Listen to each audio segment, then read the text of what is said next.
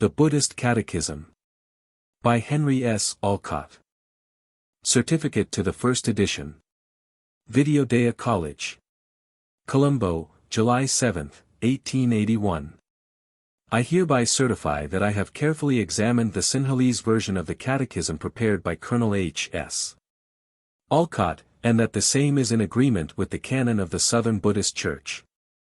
I recommend the work to teachers in Buddhist schools, mid to all others who may wish to impart information to beginners about the essential features of our religion. H. Sumangala. High Priest of Shripda and Gao, and Principal of the Videodea Paravina. Videodea College. April 7, 1897. I have gone over the 33rd, English, edition of the Catechism, with the help of interpreters, and confirm my recommendation for its use in Buddhist schools. H. Sumangala. How do you find this book? Any thoughts about the book or the author? Any suggestion for improvement? Please take a moment to share your thoughts in a comment. If you like it, share it with your friends who might enjoy it as well. Subscribe to keep in touch. Visit CompleteAudiobooks.com for more quality content. Prefaces. Preface to the 33rd edition. In the working out of my original plan, I have added more questions and answers in the text of each new English edition of the Catechism, leaving it to its translators to render them into whichever of the other vernaculars they may be working in.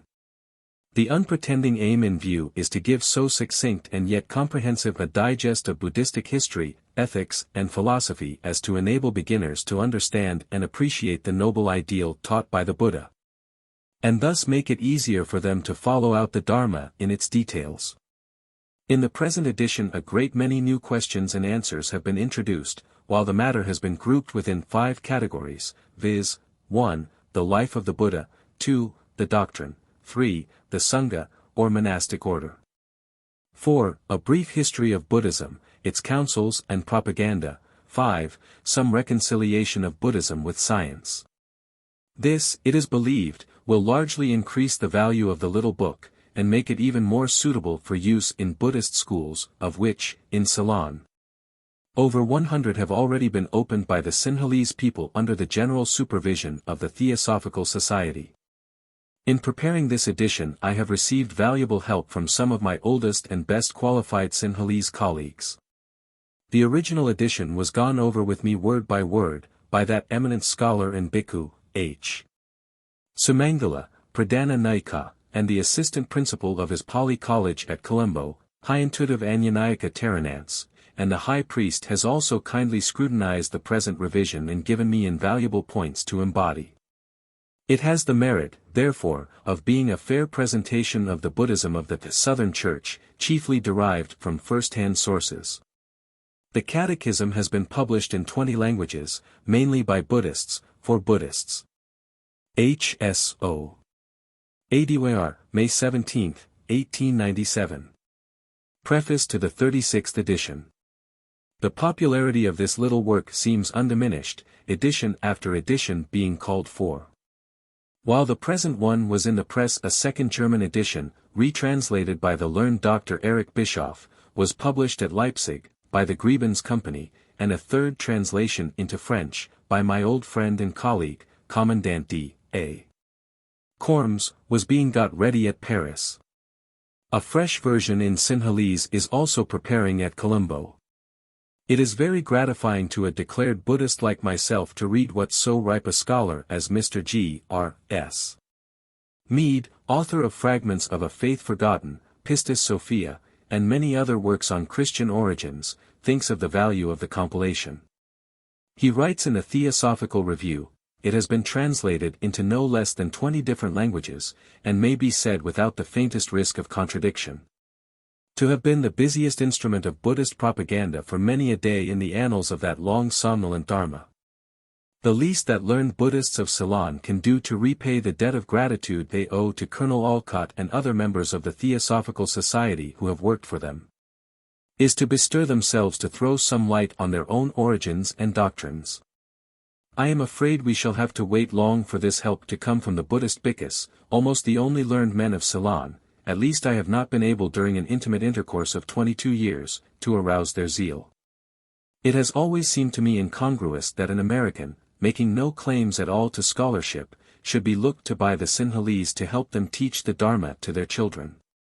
And as I believe I have said in an earlier edition, I only consented to write the Buddhist Catechism after I had found that no bhikkhu would undertake it. Whatever its demerits, I can at least say that the work contains the essence of some 15,000 pages of Buddhist teaching that I have read in connection with my work. H.S.O. Audiobook, February 7, 1903. Preface to the 40th edition. The popularity of this little work is proved by the constant demand for new editions, in English and other languages. In looking over the matter for the present edition, I have found very little to change or to add, for the work seems to present a very fair idea of the contents of Southern Buddhism. And, as my object is never to write an extended essay on the subject, I resist the temptation to wander off into amplifications of details which, however interesting to the student of comparative religion, are useless in a rational scheme of elementary instruction. The new Sinhalese version, 38th edition, which is being prepared by my respected friend, D.B. Jayadalaka, Principal of Ananda, Buddhist College, Colombo, is partly printed, but cannot be completed until he is relieved of some of the pressure upon his time. The Tamil version, 41st edition, has been undertaken by the leaders of the Panchama community of Madras, and will shortly issue from the press. The Spanish version, 39th edition, is in the hands of my friend, Senor Zeifer, and the French one, 37th edition, in those of Commandant Corms. So the work goes on, and by this unpretending agency the teachings of the Buddha Dharma are being carried throughout the world. H.S.O. Audiobook, January 7, 1905. Preface to the 42nd edition. The writer of this catechism has passed away from earth, but, before he left the body, he had arranged with the high priest Sumangala to make some small corrections in the text. These are incorporated in the present edition by the high priest's wish, expressed to me in Colombo, in November 1907. I have not altered the numbering of the questions, as it might cause confusion in a class to change the numbers, if some pupils had the older editions and some the new. Adyar. February 17, 1908. Annie Besant. Part 1. The Life of the Buddha. 1. Question. Of what religion one are you? Answer. The Buddhist. 2. Q. What is Buddhism? A. It is a body of teachings given out by the great personage known as the Buddha. 3. Q. Is Buddhism the best name for this teaching? A. No, that is only a Western term, the best name for it is Buddha Dharma. 4. Q. Would you call a person a Buddhist who had merely been born of Buddha parents? A. Certainly not. A Buddhist is one who not only professes belief in the Buddha as the noblest of teachers, in the doctrine preached by him, and in the brotherhood of arhats, but practices his precepts in daily life. 5. Q. What is a male lay Buddhist called? A. An Upasaka. 6. Q. What a female? A. An Upasika. 7. Q. When was this doctrine first preached? A. There is some disagreement as to the actual date, but according to the Sinhalese scriptures it was in the year 2513 of the present Kali Yuga. 8. Q. Give the important dates in the last birth of the founder. A. He was born under the constellation Visa on a Tuesday in May, in the year 2478, KY.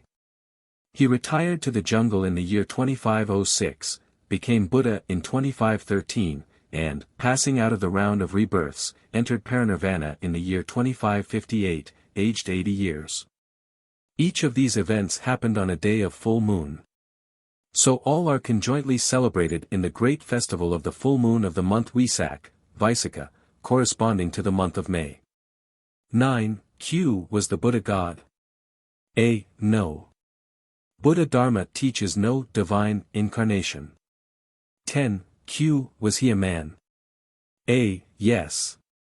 But the wisest, noblest and most holy being, who had developed himself in the course of countless births far beyond all other beings, the previous Buddhas alone excepted. 11. Q. Were there other Buddhas before him? A. Yes. As will be explained later on. 12. Q. Was Buddha his name? A. No. It is the name of a condition or state of mind, of the mind after it has reached the culmination of development. 13. Q. What is its meaning? A. Enlightened. Or, he who has the all-perfect wisdom. The Pali phrase is Sabbanyu, the one of boundless knowledge. In Sanskrit it is Sarvajna. 14. Q. What was the Buddha's real name then? A. Siddhartha was his royal name, and Gautama, or Gautama, his family name. He was prince of Kapilavastu and belonged to the illustrious family of the Olcott, of the solar race. 15. Q. Who were his father and mother? A. King Suddhodana and Queen Maya, called Maha Maya. 16. Q. What people did this king reign over? A. The Sakyas, an Aryan tribe of Kshatriyas. 17. Q. Where was Kapilavastu? A. In India, 100 miles northeast of the city of Benares, and about 40 miles from the Himalaya mountains. It is situated in the Nepal Terai. The city is now in ruins. 18. Q. On what river? A. The Rohini, now called the Koana. 19. Q. Tell me again when Prince Siddhartha was born. A. 623 years before the Christian era. 20. Q. Is the exact spot known? A. It is now identified beyond question. An archaeologist in the service of the government of India has discovered in the jungle of the Nepal Terai a stone pillar erected by the mighty Buddhist sovereign, Asoka, to mark the very spot. The place was known in those times as the Lumbini Garden. 21. Q. Had the prince luxuries and splendors like other princes? A. He had. His father, the king, built him 3 magnificent palaces, for the 3 Indian seasons, the cold, the hot, and the rainy, of 9, 5, and 3 stories respectively, and handsomely decorated. 22. Q. How were they situated? A. Around each palace were gardens of the most beautiful and fragrant flowers, with fountains of spouting water, the trees full of singing birds, and peacocks strutting over the ground. 23. Q. Was he living alone? A. No. In his 16th year he was married to the Princess Yasodhara, daughter of the king Suprabhuta. Many beautiful maidens, skilled in dancing and music, were also in continual attendance to amuse him. 24. Q. How did he get his wife? A. In the ancient Kshatriya or warrior fashion, by overcoming all competitors in games and exercises of skill and prowess, and then selecting Yasodhara out of all the young princesses, whose fathers had brought them to the tournament or mela. 25. Q. How, amid all this luxury, could a prince become all-wise? A. He had such natural wisdom that when but a child he seemed to understand all arts and sciences almost without study. He had the best teachers, but they could teach him nothing that he did not seem to comprehend immediately. 26. Q. Did he become Buddha in his splendid palaces? A. No. He left all and went alone into the jungle. 27. Q. Why did he do this? A. To discover the cause of our sufferings and the way to escape from them. 28. Q. Was it not selfishness that made him do this? A. No, it was boundless love for all beings that made him devote himself to their good. 29. Q. But how did he acquire this boundless love? A. Throughout numberless births and eons of years he had been cultivating this love, with the unfaltering determination to become a Buddha. 30. Q. What did he this time relinquish? A.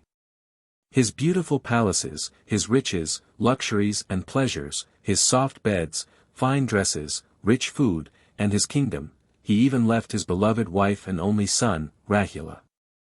31. Q. Did any other man ever sacrifice so much for our sake? A. Not one in this present world period. This is why Buddhists so love him, and why good Buddhists try to be like him. 32. Q. But have not many men given up all earthly blessings, and even life itself, for the sake of their fellow men? A. Certainly. But we believe that this surpassing unselfishness and love for humanity showed themselves in his renouncing the bliss of Nirvana countless ages ago, when he was born as the Brahmana Sumedha. In the time of Dipankara Buddha, he had then reached the stage where he might have entered Nirvana, had he not loved mankind more than himself. This renunciation implied his voluntarily enduring the miseries of earthly lives until he became Buddha, for the sake of teaching all beings the way to emancipation and to give rest to the world. 33. Q. How old was he when he went to the jungle? A. He was in his 29th year. 34. Q. What finally determined him to leave all that men usually love so much and go to the jungle? A. A deva too appeared to him when driving out in his chariot, under 4 impressive forms, on 4 different occasions. 35. Q. What were these different forms? A. Those of a very old man broken down by age, of a sick man, of a decaying corpse, and of a dignified hermit. 36. Q. Did he alone see these? A. No, his attendant, Channa, also saw them.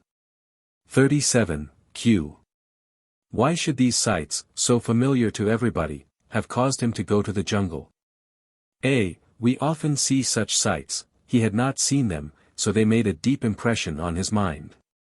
38. Q. Why had he not also seen them? A. The Brahmana astrologers had foretold at his birth that he would one day resign his kingdom and become a Buddha. The king, his father, not wishing to lose an heir to his kingdom, had carefully prevented his seeing any sights that might suggest to him human misery and death. No one was allowed even to speak of such things to the prince.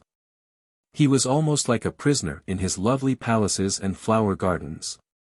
They were surrounded by high walls, and inside everything was made as beautiful as possible, so that he might not wish to go and see the sorrow and distress that are in the world. 39. Q. Was he so kind-hearted that the king feared he might really wish to leave everything for the world's sake? A. Yes, he seems to have felt for all beings so strong a pity and love as that. 40. Q. And how did he expect to learn the cause of sorrow in the jungle? A. By removing far away from all that could prevent his thinking deeply of the causes of sorrow and the nature of man. 41. Q. How did he escape from the palace? A. One night, when all were asleep, he arose, took a last look at his sleeping wife and infant son, called Channa, mounted his favorite white horse Kanthaka, and rode to the palace gate. The devas had thrown a deep sleep upon the king's guard who watched the gate, so that they could not hear the noise of the horse's hoofs. 42. Q. But the gate was locked, was it not? A. Yes. But the devas caused it to open without the slightest noise, and he rode away into the darkness. 43. Q. Whither did he go? A. To the river Anoma, a long way from Kapilavastu. 44. Q. What did he then do? A. He sprang from his horse, cut off his beautiful hair with his sword, put on the yellow dress of an ascetic, and giving his ornaments and horse to Channa, ordered him to take them back to his father, the king. 45. Q. What then? A. He went afoot towards Rajagra, the capital city of King Bimbisara, of Magadha. 46. Q. Who visited him there? A. The king with his whole court. 3. 46. Q. Thence whither did he go? A. To Urovala, near the present Mahabodhi temple at Buddha Gaya. 47. Q. Why did he go there? A. In the forests were hermits, very wise men, whose pupil he afterwards became, in the hope of finding the knowledge of which he was in search. 48, Q. Of what religion were they? A. The Hindu religion, they were Brahmanas. 4. 49, Q. What did they teach? A. That by severe penances and torture of the body a man may acquire perfect wisdom. 50, Q. Did the prince find this to be so? A. No. He learned their systems and practiced all their penances, but he could not thus discover the cause of human sorrow and the way to absolute emancipation. 51, Q. What did he then do? A. He went away into the forest near Urovala, and spent 6 years in deep meditation, undergoing the severest discipline in mortifying his body. 52, Q. Was he alone? A. No, 5 Brahmin companions attended him. 53, Q. What were their names? A. Kandana, Badiya, Vapa, Mahanama, and Asaji. 54, Q. What plan of discipline did he adopt to open his mind to know the whole truth? A. He sat and meditated, concentrating his mind upon the higher problems of life, and shutting out from his sight and hearing all that was likely to interrupt his inward reflections. 55, Q. Did he fast? A. Yes, through the whole period. He took less and less food and water until, it is said, he ate scarcely more than 1 grain of rice or of sesame seed each day. 56, Q. Did this give him the wisdom he longed for? A. No. He grew thinner and thinner in body and fainter in strength until, one day, as he was slowly walking about and meditating, his vital force suddenly left him and he fell to the ground unconscious. 57, Q. What did his companions think of that? A. They fancied he was dead, but after a time he revived. 58, Q. What then? A. The thought came to him that knowledge could never be reached by mere fasting or bodily suffering, but must be gained by the opening of the mind. He had just barely escaped death from self-starvation, yet had not obtained the perfect wisdom. So he decided to eat, that he might live at least long enough to become wise.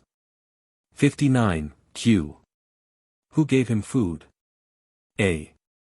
He received food from Sujata, a nobleman's daughter, who saw him sitting at the foot of a Nyagroda, banyan, tree.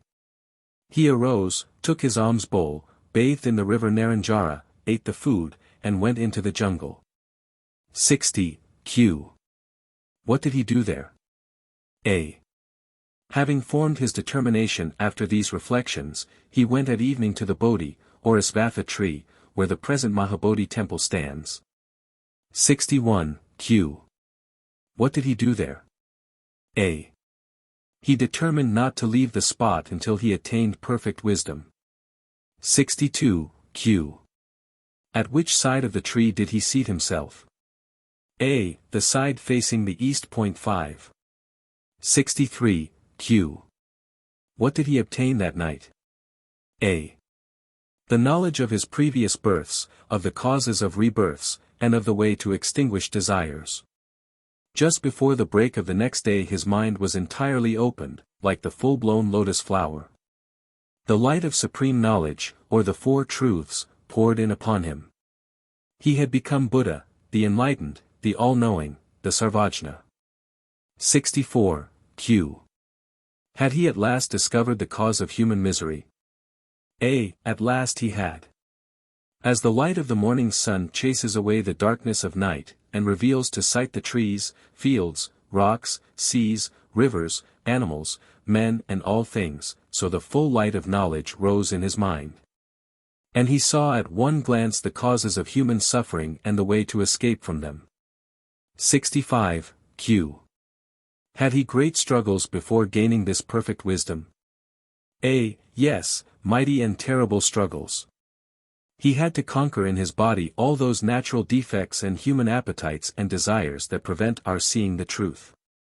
He had to overcome all the bad influences of the sinful world around him. Like a soldier fighting desperately in battle against many enemies, he struggled, like a hero who conquers, he gained his object, and the secret of human misery was discovered.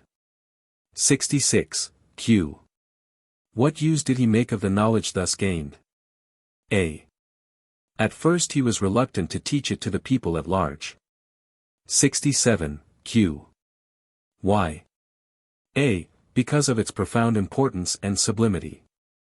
He feared that but few people would understand it. 68. Q. What made him alter this view? 6. A.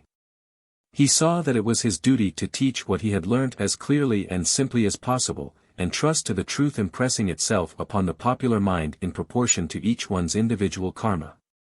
It was the only way of salvation, and every being had an equal right to have it pointed out to him. So he determined to begin with his 5 late companions, who had abandoned him when he broke his fast. 69. Q. Where did he find them? A. In the deer park at Isipatana, near Benares. 70. Q. Can the spot be now identified? A. Yes, a partly ruined stupa, or dagoba, is still standing on that very spot. 71. Q. Did those 5 companions readily listen to him? A. At first, no. But so great was the spiritual beauty of his appearance, so sweet and convincing his teaching, that they soon turned and gave him the closest attention. 72. Q. What effect did this discourse have upon them? A.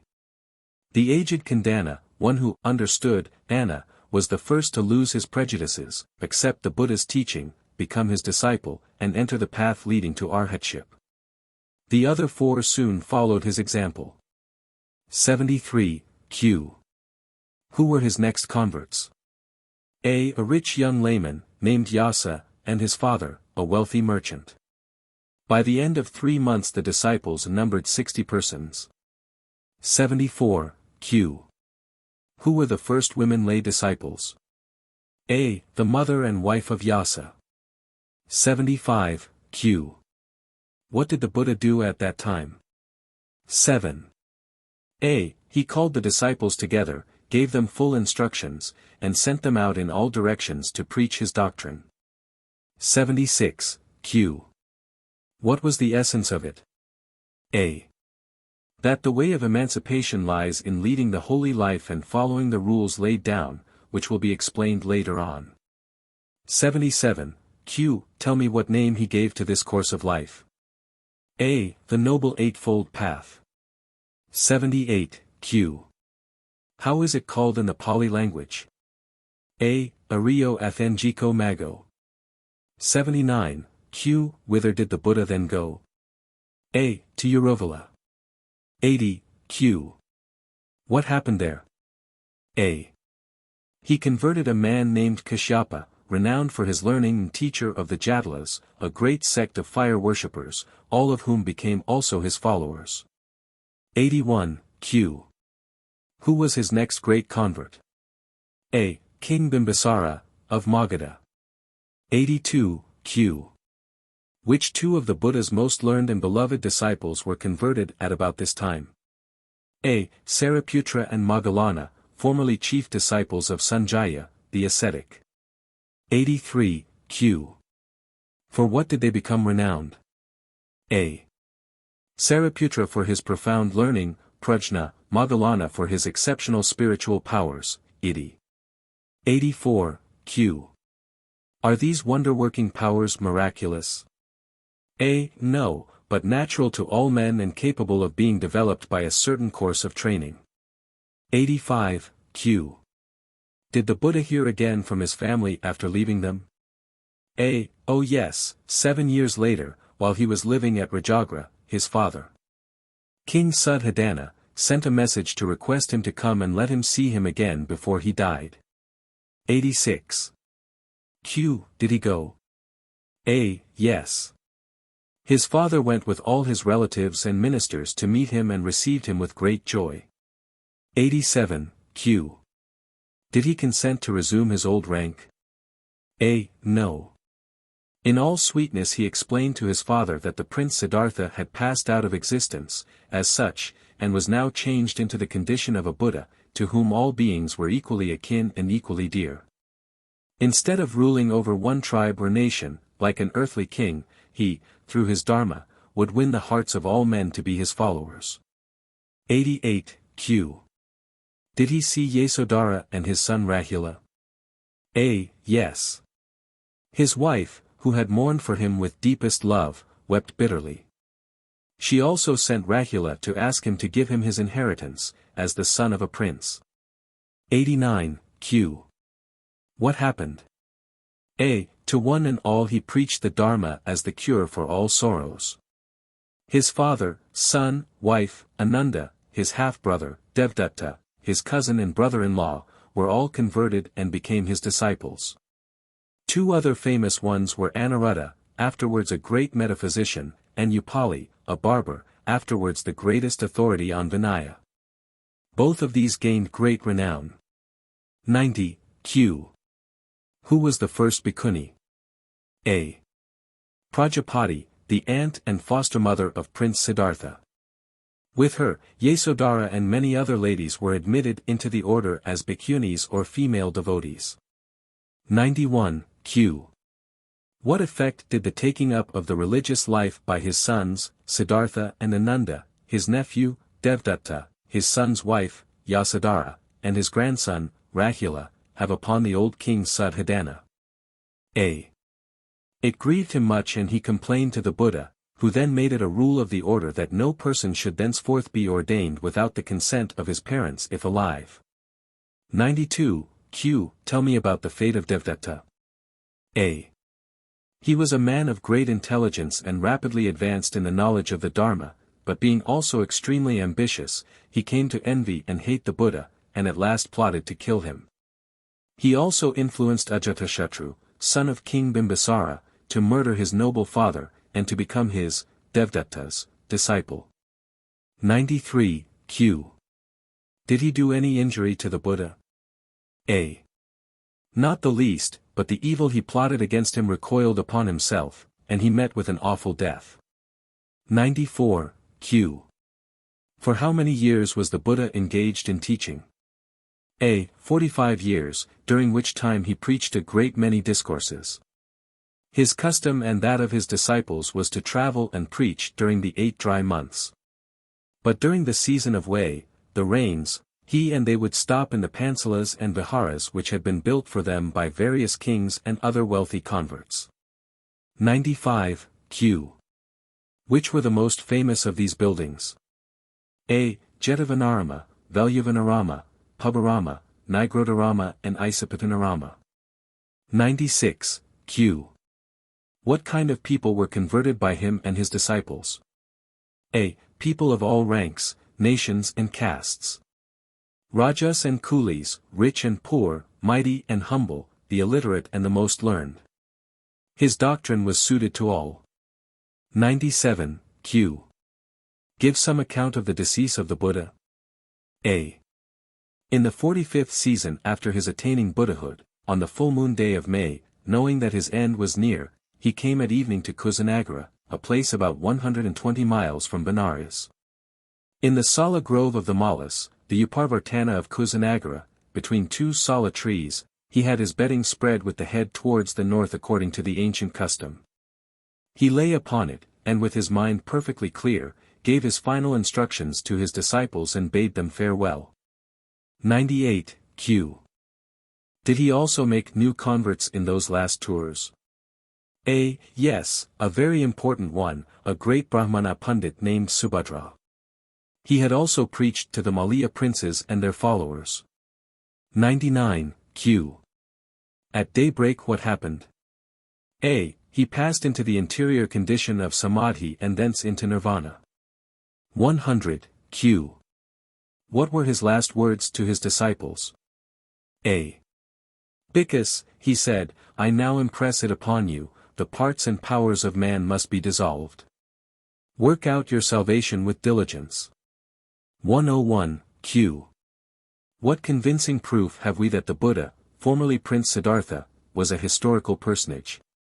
A. His existence is apparently as clearly proved as that of any other character of ancient history. 102. Q. Name some of the proofs. A. 1. The testimony of those who personally knew him. 2. The discovery of places and the remains of buildings mentioned in the narrative of his time. 3. The rock inscriptions, pillars and dagobas made in memory of him by sovereigns who were near enough to his time to be able to verify the story of his life.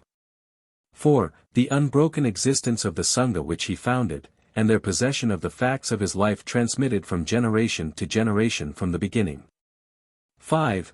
The fact that in the very year of his death and at various times subsequently, conventions and councils of the Saṅgha were held, for the verification of the actual teachings of the founder. And the handing down of those verified teachings from teacher to pupil, to the present day. 6. After his cremation his relics were divided among 8 kings and a stupa was erected over each portion. The portion given to King Ajatashatru, and by him covered with a stupa at Rajagra, was taken, less than 2 centuries later, by the Emperor Asoka and distributed throughout his empire. He, of course, had ample means of knowing whether the relics were those of the Buddha or not, since they had been in charge of the royal house of Patna from the beginning. 7. Many of the Buddha's disciples, being arhats and thus having control over their vital powers, must have lived to great ages, and there was nothing to have prevented 2 or 3 of them, in succession to each other, to have covered the whole period between the death of the Buddha and the reign of Asoka, and thus to have enabled the latter to get from his contemporary every desired attestation of the fact of the Buddha's life. 8.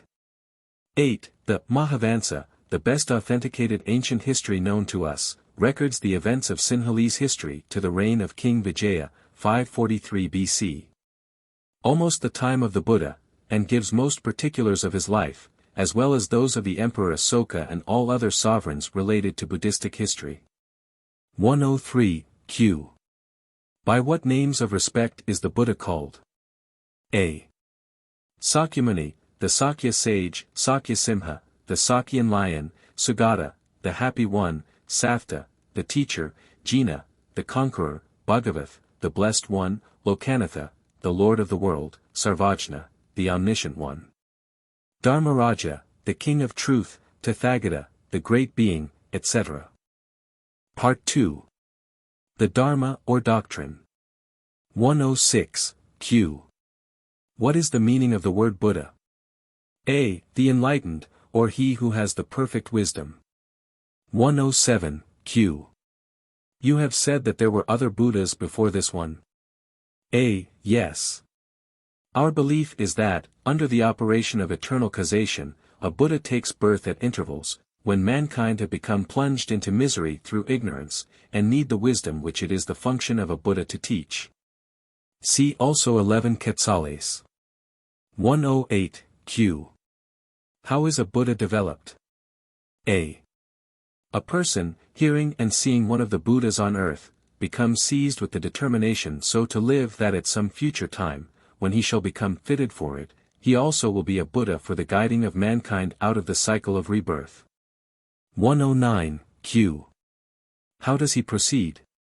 A. Throughout that birth and every succeeding one, he strives to subdue his passions, to gain wisdom by experience, and to develop his higher faculties. He thus grows by degrees wiser, nobler in character, and stronger in virtue, until, finally, after numberless rebirths he reaches the state when he can become perfected, enlightened, all-wise, the ideal teacher of the human race. 110. Q. While this gradual development is going on throughout all these births, by what name do we call him? A. Bodhisat, or Bodhisattva. Thus the Prince Siddhartha Gautama was a Bodhisattva up to the moment when, under the blessed Bodhi tree at Gaya, he became Buddha. 111. Q. Have we any account of his various rebirths as a Bodhisattva? A. In the Jatakatthakatha, a book containing stories of the Bodhisattva's reincarnations, there are several hundred tales of that kind. 112. Q. What lesson do these stories teach? A. That a man can carry, throughout a long series of reincarnations, one great, good purpose which enables him to conquer bad tendencies and develop virtuous ones. 113. Q. Can we fix the number of reincarnations through which a bodhisattva must pass before he can become a Buddha? A. Of course not, that depends upon his natural character, the state of development to which he has arrived when he forms the resolution to become a Buddha, and other things. 114, Q. Have we a way of classifying bodhisattvas? If so, explain it. A. Bodhisattvas, the future Buddhas, are divided into three classes. 115, Q. Proceed. How are these three kinds of bodhisattvas named? A. Panadhika, or Ujhadatajna, he who attains least quickly.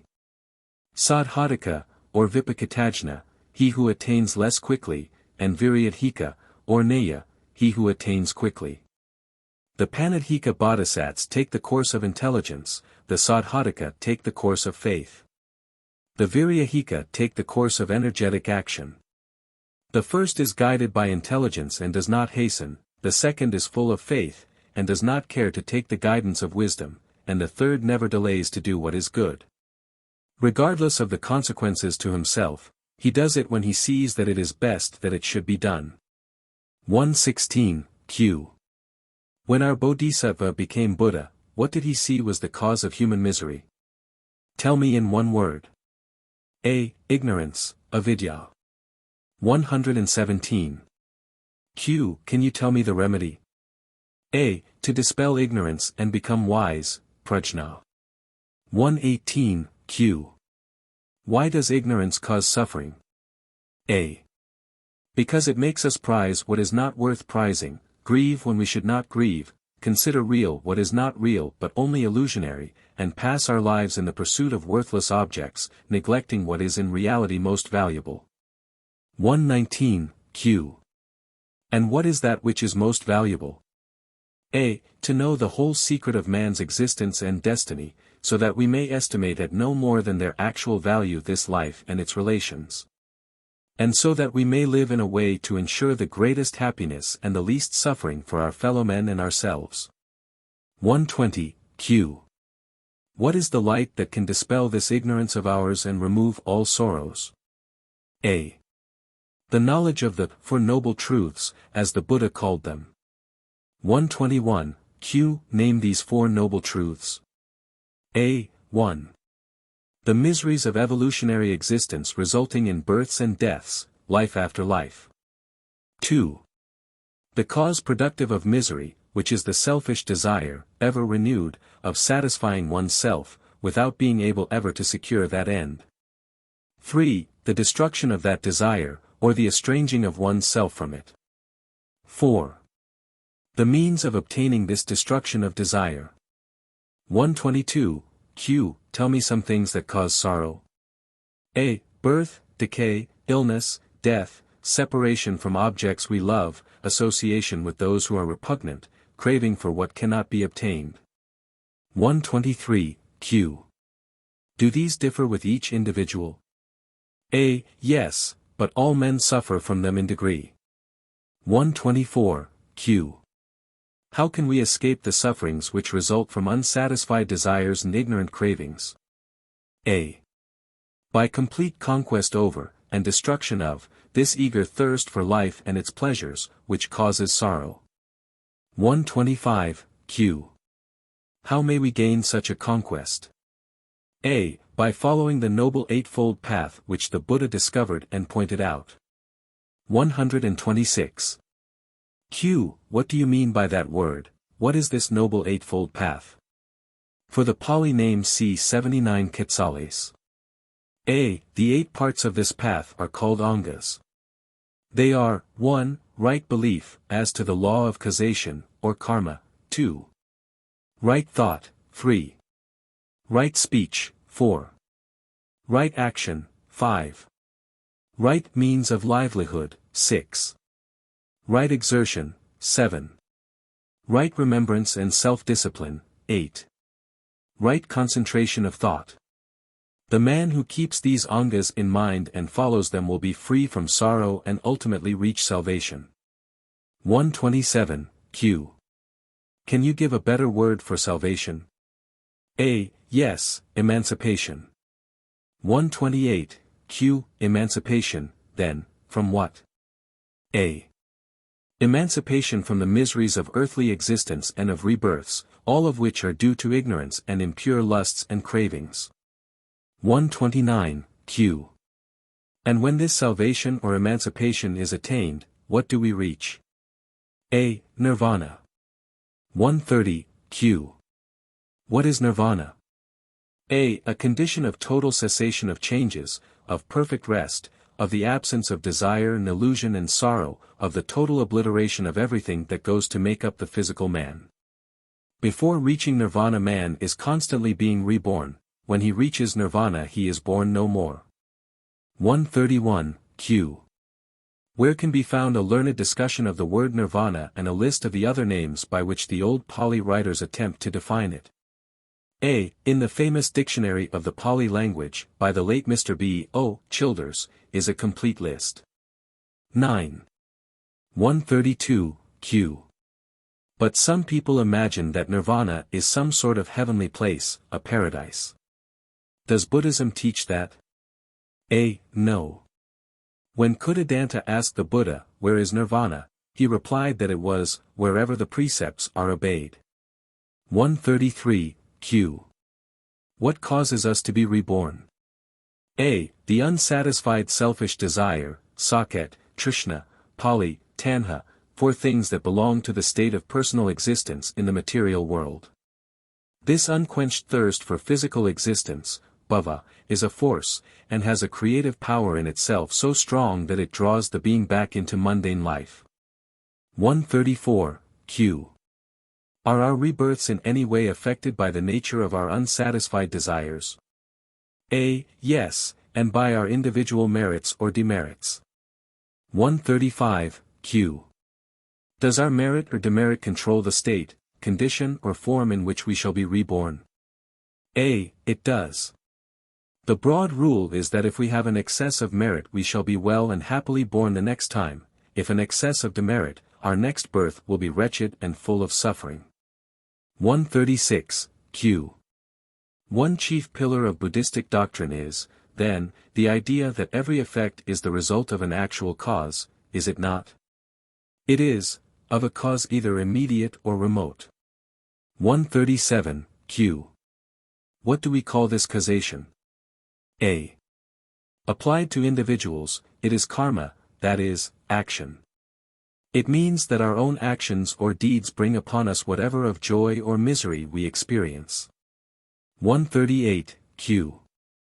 Can a bad man escape from the outworkings of his karma? A. The Dhammapada says, "There exists no spot on the earth, or in the sky, or in the sea, neither is there any in the mountain clefts, where an evil deed does not bring trouble to the doer."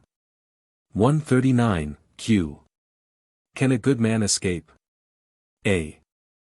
As the result of deeds of peculiar merit, a man may attain certain advantages of place, body, environment and teaching in his next stage of progress, which ward off the effects of bad karma and help his higher evolution. 140, what are they called? A. Gati Sampatti, Upati Sampatti, Kala Sampatti and Payoga Sampatti. 141, Q. Is that consistent or inconsistent with common sense and the teachings of modern science? A. Perfectly consistent, there can be no doubt of it. 142, Q. May all men become Buddhas? A. It is not in the nature of every man to become a Buddha. For a Buddha is developed only at long intervals of time, and seemingly, when the state of humanity absolutely requires such a teacher to show it the forgotten path to nirvana. But every being may equally reach nirvana, by conquering ignorance and gaining wisdom. 143, Q. Does Buddhism teach that man is reborn only upon our earth? A. As a general rule that would be the case, until he had evolved beyond its level. But the inhabited worlds are numberless.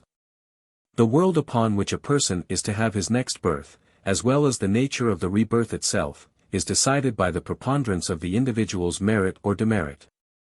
In other words, it will be controlled by his attractions, as science would describe it, or by his karma, as we, Buddhists, would say. 144, Q. Are there worlds more perfectly developed, and others less so than our Earth? A. Buddhism teaches that there are whole sequalas, or systems of worlds, of various kinds, higher and lower, and also that the inhabitants of each world correspond in development with itself. 145, q. Has not the Buddha summed up his whole doctrine in one gatha, or verse? A. Yes.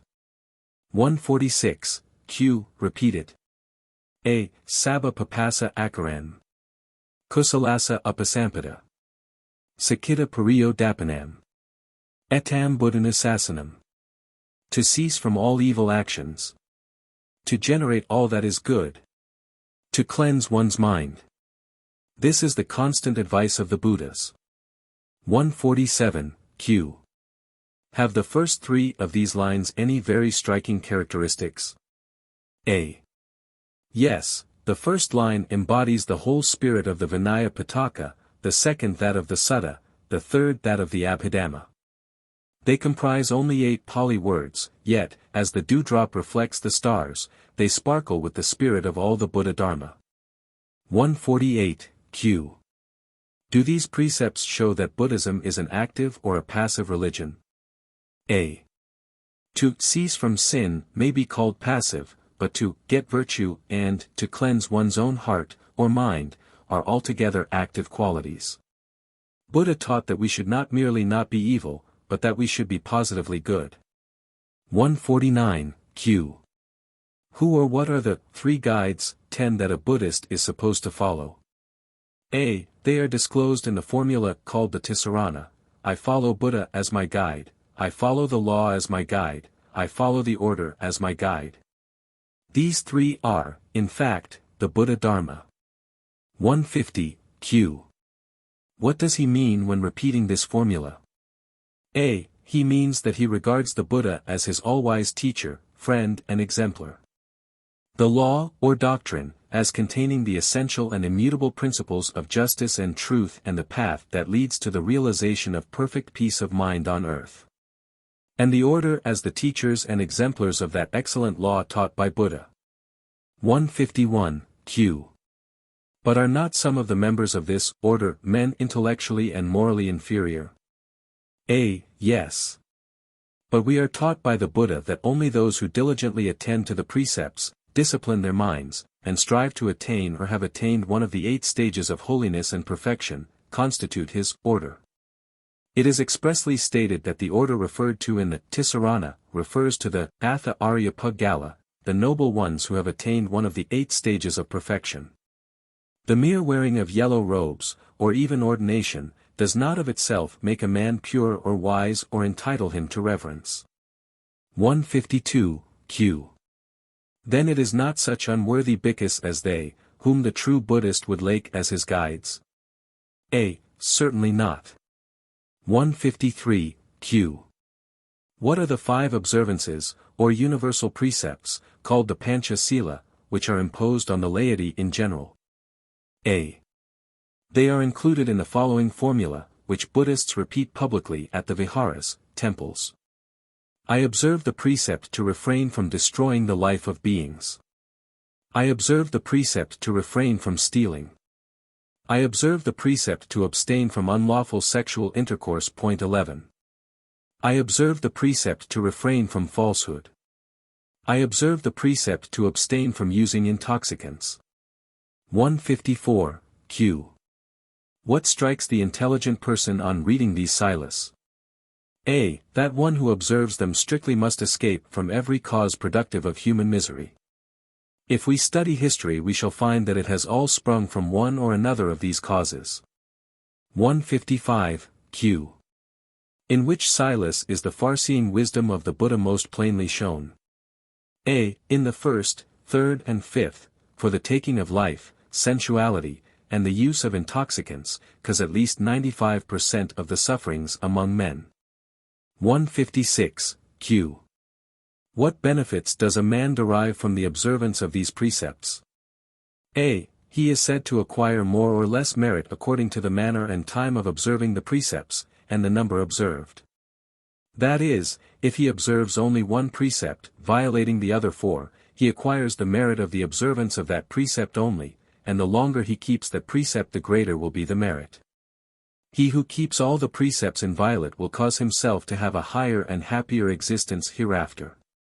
157, Q. What are the other observances which it is considered meritorious for the laity as such to undertake voluntarily to keep? A. The Athanga Sila, or the Eightfold Precept, which embraces the 5 above enumerated, omitting the word unlawful in the third, with 3 additional, viz. I observe the precept to abstain from eating at an unseasonable time. I observe the precept to abstain from dancing, singing, music and unbecoming shows, and from the use of garlands, scents, perfumes, cosmetics, ointments, and ornaments. I observe the precept to abstain from using high and broad beds.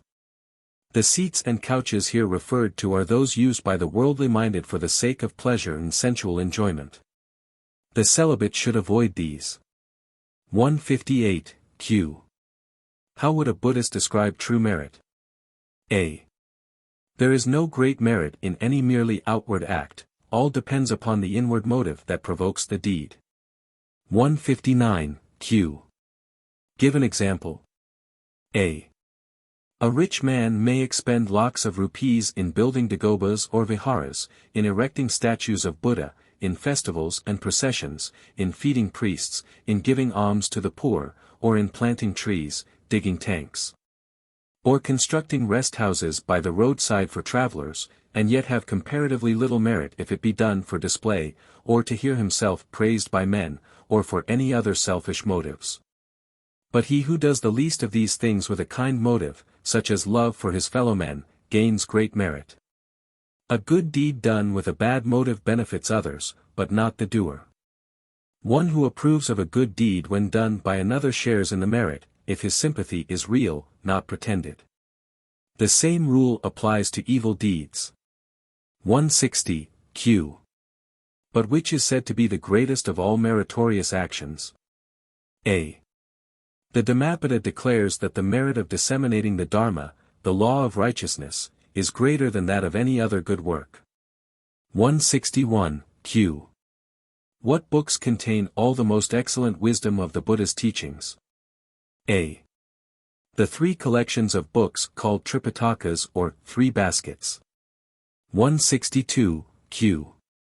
What are the names of the 3 Pitakas, or groups of books? A. The Vinaya Pitaka, the Sutta Pitaka and the Abhidhamma Pitaka. 163, Q.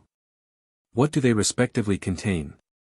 A. The first contains all that pertains to morality and the rules of discipline for the government of the Saṅgha, or order, the second contains instructive discourses on ethics applicable to all. The third explains the psychological teachings of the Buddha, including the 24 transcendental laws explanatory of the workings of nature. 164, Q. Do Buddhists believe these books to be inspired, or revealed, by a divine being? A. No. But they revere them as containing all the parts of that most excellent law, by the knowing of which man may break through the trammels of samsara. 165, Q. In the whole text of the 3 Pitakas how many words are there? A. Dar. Rhys Davids estimates them at 1,752,800. 166, Q. When were the Pitakas first reduced to writing? A. In 88 to 76 BC, under the Sinhalese king, Wadagamini, or 330 years after the parinirvana of the Buddha. 167, Q. Have we reason to believe that all the discourses of the Buddha are known to us? A. Probably not, and it would be strange if they were. Within the 45 years of his public life he must have preached many hundreds of discourses. Of these, in times of war and persecution, many must have been lost, many scattered to distant countries, and many mutilated. History says that enemies of the Buddha Dharma burnt piles of our books as high as a coconut tree. 168, Q. Do Buddhists consider the Buddha as one who by his own virtue can save us from the consequence of our individual sins? A. Not at all. Man must emancipate himself. Until he does that he will continue being born over and over and over again, the victim of ignorance, the slave of unquenched passions. 169, q. What, then, was the Buddha to us, and all other beings? A. An all-seeing, all-wise counselor. One who discovered the safe path and pointed it out, one who showed the cause of, and the only cure for, human suffering. In pointing to the road, in showing us how to escape dangers, he became our guide. He is to us like one leading a blind man across a narrow bridge over a swift and deep stream and so saving his life. 170, q. If we were to try to represent the whole spirit of the Buddha's doctrine by one word, which word should we choose? A. Justice. 171, q. Why? A. Because it teaches that every man gets, under the operations of unerring karma, exactly that reward or punishment which he has deserved, no more and no less. No good deed or bad deed, however trifling, and however secretly committed, escapes the evenly balanced scales of karma. 172, q. What is karma? 12. A. A causation operating on the moral, as well as on the physical and other planes. Buddhists say there is no miracle in human affairs, what a man sows that he must and will reap. 173, q. What other good words have been used to express the essence of Buddhism? A. Self-culture and universal love. 174, q. What doctrine ennobles Buddhism, and gives it its exalted place among the world's religions? A. That of Metta or Maitreya, compassionate kindness. The importance of this doctrine is moreover emphasized in the giving of the name Maitri, the compassionate one, to the coming Buddha. 175, q. Were all these points of doctrine that you have explained meditated upon by the Buddha near the Bo tree? A. Yes, these and many more that may be read in the Buddhist scriptures. The entire system of Buddhism came to his mind during the Great Enlightenment. 176, q. How long did the Buddha remain near the Bo tree? A. 49 days. 177, q. What do we call the first discourse preached by the Buddha, that which he addressed to his 5 former companions? A. The Dhammacakkappavattana Sutta, the Sutra of the Definition of the Rule of Doctrine. 13. 178, q. What subjects were treated by him in this discourse? A.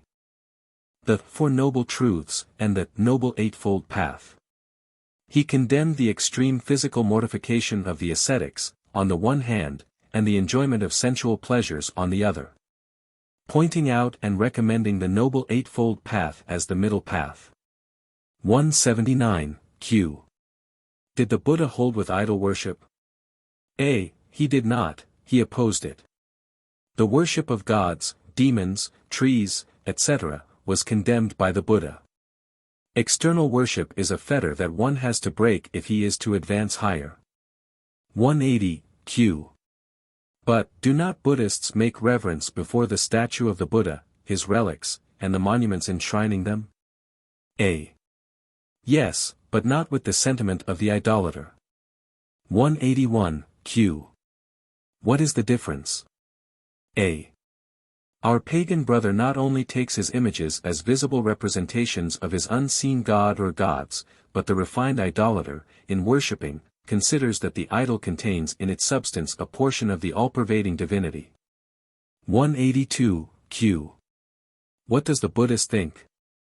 A. The Buddhist reverences the Buddha's statue and the other things you have mentioned, only as mementos of the greatest, wisest, most benevolent and compassionate man in this world period, Kalpa. All races and people preserve, treasure up, and value the relics and mementos of men and women who have been considered in any way great. The Buddha, to us, seems more to be revered and beloved than any one else, by every human being who knows sorrow. 183, q. Has the Buddha himself given us something definite upon this subject? A. Certainly. In the Mahaparinirvana Sutta he says that emancipation is attainable only by leading the holy life, according to the Noble Eightfold Path, not by eternal worship, amisa puja, nor by adoration of himself, or of another, or of any image. 184, Q. What was the Buddha's estimate of ceremonialism? A. From the beginning, he condemned the observance of ceremonies and other external practices, which only tend to increase our spiritual blindness and our clinging to mere lifeless forms. 185, Q. What as to controversies? A. In numerous discourses he denounced this habit as most pernicious. He prescribed penances for bhikkhus who waste time and weaken their higher intuitions in wrangling over theories and metaphysical subtleties. 186, Q. Are charms, incantations, the observance of lucky hours and devil dancing a part of Buddhism? A. They are positively repugnant to its fundamental principles. They are the surviving relics of fetishism and pantheistic and other foreign religions. In the Brahmajata Sutta the Buddha has categorically described these and other superstitions as pagan, mean and spurious. 14. 187, Q. What striking contrasts are there between Buddhism and what may be properly called religions? A. Among others, these, it teaches the highest goodness without a creating God, a continuity of life without adhering to the superstitious and selfish doctrine of an eternal, metaphysical soul substance that goes out of the body. A happiness without an objective heaven, a method of salvation without a vicarious Savior, redemption by oneself as the Redeemer, and without rites, prayers, penances, priests or intercessory saints, and a summum bonum, i.e. Nirvana, attainable in this life and in this world by leading a pure, unselfish life of wisdom and of compassion to all beings. 188, Q. Specify the two main divisions of meditation, i.e. of the process by which one extinguishes passion and attains knowledge. A. Samatha and Vidarsama. 1. The attenuation of passion by leading the holy life and by continued effort to subdue the senses. 2. The attainment of supernormal wisdom by reflection, each of which embraces 20 aspects, but I need not here specify them. 189, Q. What are the four paths or stages of advancement that one may attain to? A.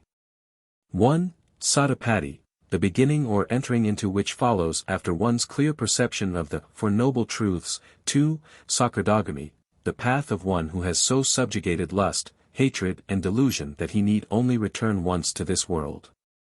3. Anagami, the path of those who have so far conquered self that they need not return to this world. 4. Arhat, the path of the holy and worthy Arhat, who is not only free from the necessity of reincarnation, but has capacitated himself to enjoy perfect wisdom, boundless pity for the ignorant and suffering, and measureless love for all beings. 190. Q. Does popular Buddhism contain nothing but what is true, and in accord with science? A. Like every other religion that has existed many centuries, it certainly now contains untruth mingled with truth, ever gold is found mixed with dross. The poetical imagination, the zeal, or the lingering superstition of Buddhist devotees have, in various ages, and in various lands, caused the noble principles of the Buddha's moral doctrines to be coupled more or less with what might be removed to advantage. 191, Q. When such perversions are discovered, what should be the true Buddhist's earnest desire? A. The true Buddhist should be ever ready and anxious to see the false purged away from the true, and to assist, if he can. 3 great councils of the Saṅgha were held for the express purpose of purging the body of teachings from all corrupt interpolations. 192, Q. When? A. The first, at Satapani cave, just after the death of the Buddha. The second at Valyakarama, in Vaisali, the third at Asokarama Vihara, at Pataliputra, 235 years after Buddha's decease. 193, Q.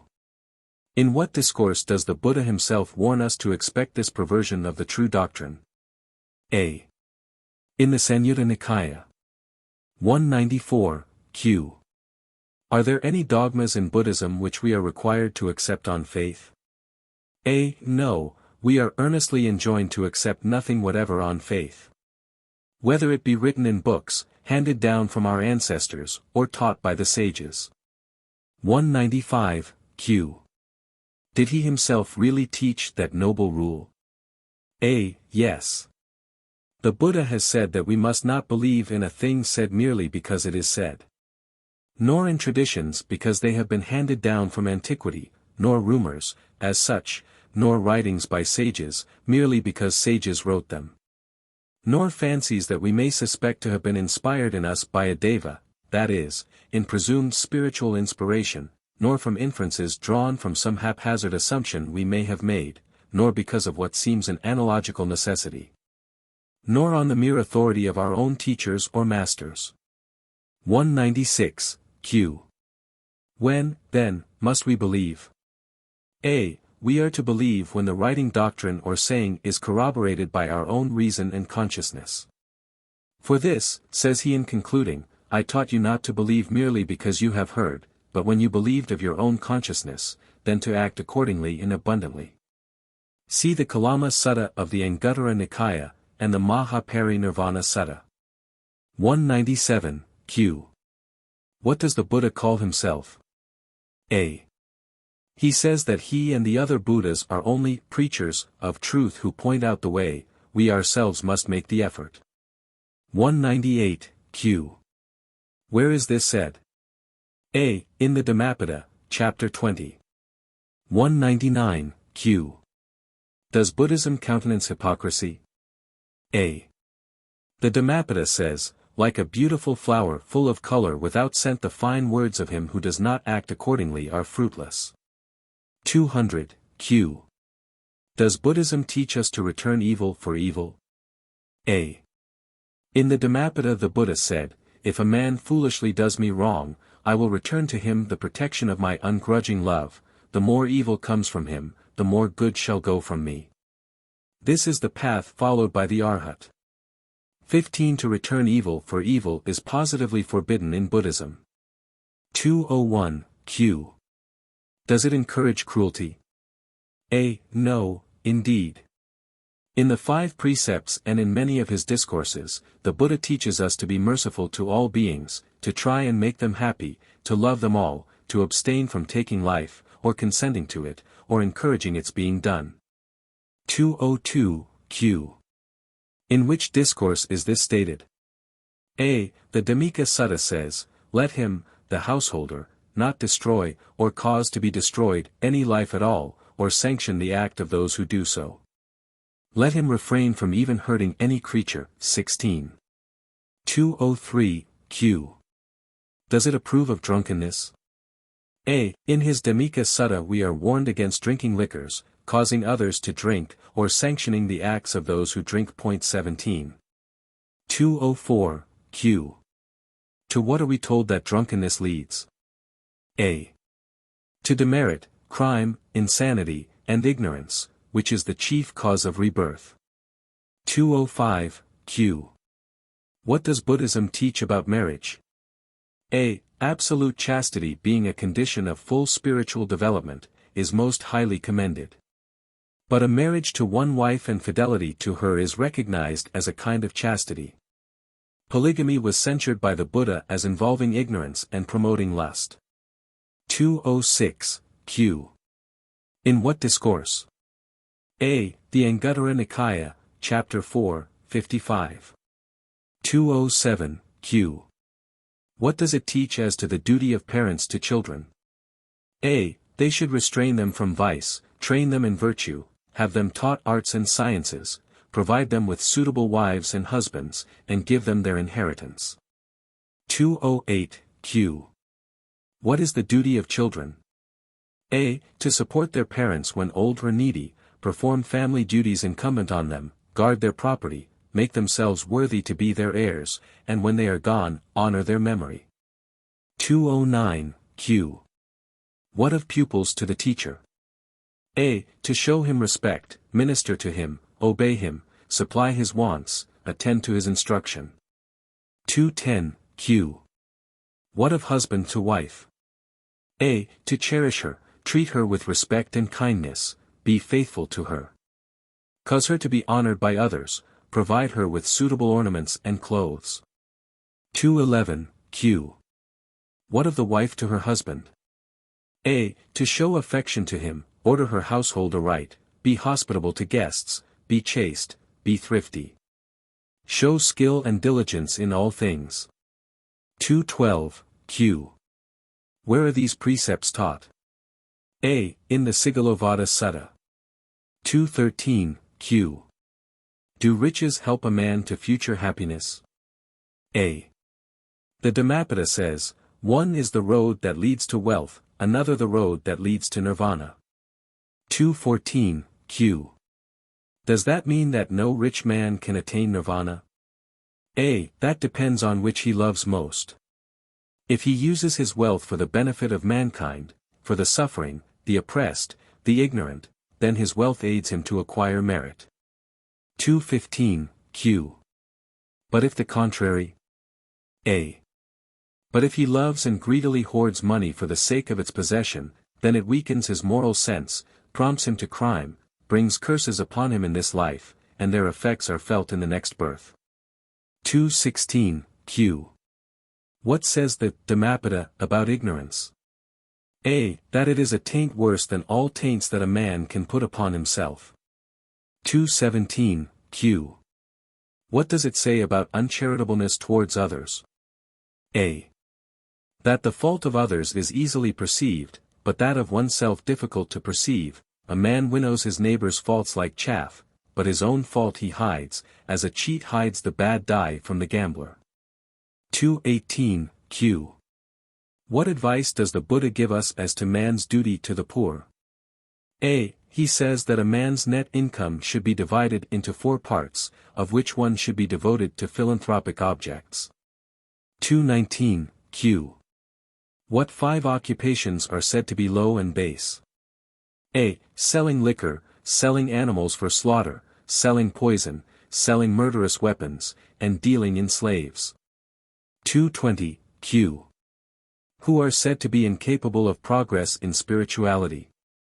A.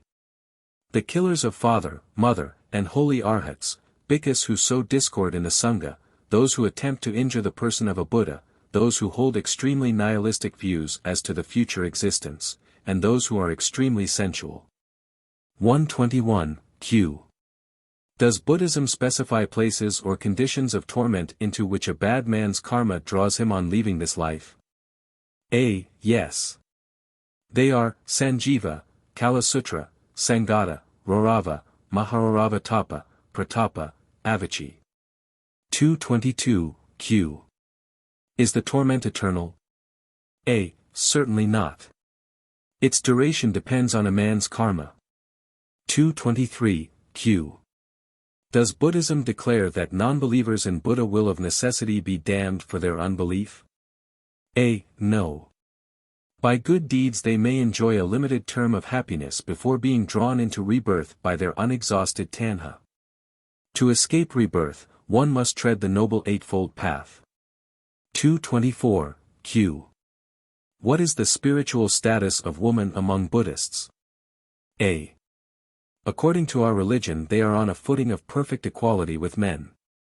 Woman, says the Buddha, in the Chullavedalla Sutta, may attain the highest path of holiness that is open to man, arhatship. 225, q. What does a modern critic say about the effect of Buddhism on woman? A. That it has done more for the happiness and enfranchisement of woman than any other creed, Sir Lepel Griffin. 226, q. What did the Buddha teach about caste? A. That one does not become of any caste, whether pariah, the lowest, or brahmana the highest, by birth, but by deeds. By deeds, said he, one becomes an outcast, by deeds one becomes a brahmana, see Vassala Sutta. 227, q. Tell me a story to illustrate this. A. Ananda, passing by a well, was thirsty and asked Prakriti, a girl of the Mathinga, or pariah, caste, to give him water. She said she was of such low caste that he would become contaminated by taking water from her hand. But Ananda replied, I ask not for caste but for water, and the Mathinga girl's heart was glad and she gave him to drink. The Buddha blessed her for it. 228, q. What did the Buddha say in Vassala Sutta about a man of the pariah Sapaka caste? A. That by his merits he reached the highest fame, that many Kshatriyas, Kshatriyas, and Brahmanas went to serve him. And that after death he was born in the Brahma world, while there are many Brahmanas who for their evil deeds are born in hell. 229, Q. Does Buddhism teach the immortality of the soul? A. It considers soul to be a word used by the ignorant to express a false idea. If everything is subject to change, then man is included, and every material part of him must change. That which is subject to change is not permanent, so there can be no immortal survival of a changeful thing. 18. 230, Q. What is so objectionable in this word, soul? A. The idea associated with it that man can be an entity separated from all other entities, and from the existence of the whole of the universe. This idea of separateness is unreasonable, not provable by logic, nor supported by science. 231, Q. Then there is no separate I, nor can we say, my, this or that. A. Exactly so. 232, Q. If the idea of a separate human soul is to be rejected, what is it in man which gives him the impression of having a permanent personality? A.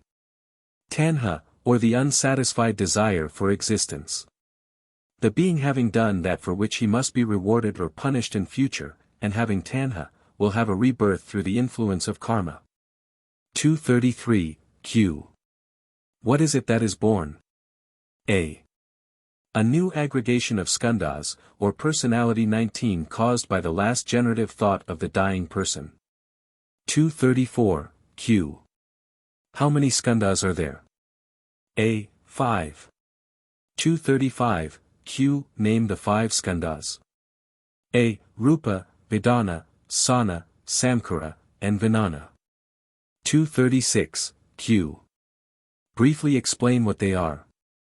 A. Rupa, material qualities, Vedana, sensation, Sana, abstract ideas, Samkhara, tendencies of mind, Vijnana, mental powers, or consciousness.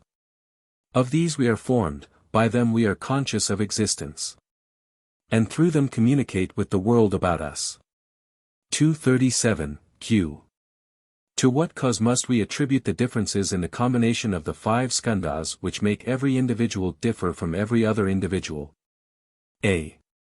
To the ripened karma of the individual in his preceding births. 238, Q. What is the force of energy that is at work, under the guidance of karma, to produce the new being? A. Tanha, the will to live. 20. 239, Q. Upon what is the doctrine of rebirths founded? A. Upon the perception that perfect justice, equilibrium and adjustment are inherent in the universal system of nature. Buddhists do not believe that one life, even though it were extended to 100 or 500 years, is long enough for the reward or punishment of a man's deeds. The great circle of rebirths will be more or less quickly run through according to the preponderating purity or impurity of the several lives of the individual. 240, Q. Is this new aggregation of skandhas, this new personality, the same being as that in the previous birth, whose tanha has brought it into existence? A. In one sense it is a new being, in another it is not. In Pali it is, nacha so nacha ano, which means not the same nor yet another. During this life the skandhas are constantly changing, 21, and while the man B, of 40, is identical, as regards personality, with the youth AB. Of 18, yet, by the continual waste and reparation of his body, and change of mind and character, he is a different being. Nevertheless, the man in his old age justly reaps the reward of suffering consequent upon his thoughts and actions at every previous stage of his life. So the new being of a rebirth, being the same individuality as before, but with a changed form, or new aggregation of skandhas, justly reaps the consequences of his actions and thoughts in the previous existence. 241, Q. But the aged man remembers the incidents of his youth, despite his being physically and mentally changed. Why, then, is not the recollection of past lives brought over by us from our last birth, into the present birth? A. Because memory is included within the skandhas, and the skandhas having changed with the new reincarnation, a new memory, the record of that particular existence, develops. Yet the record or reflection of all the past earth lives must survive. For, when Prince Siddhartha became Buddha, the full sequence of his previous births was seen by him. If their several incidents had left no trace behind, this could not have been so, as there would have been nothing for him to see.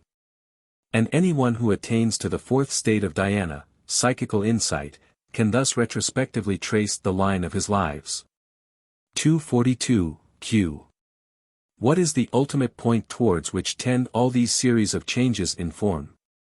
A. Nirvana. 243, Q.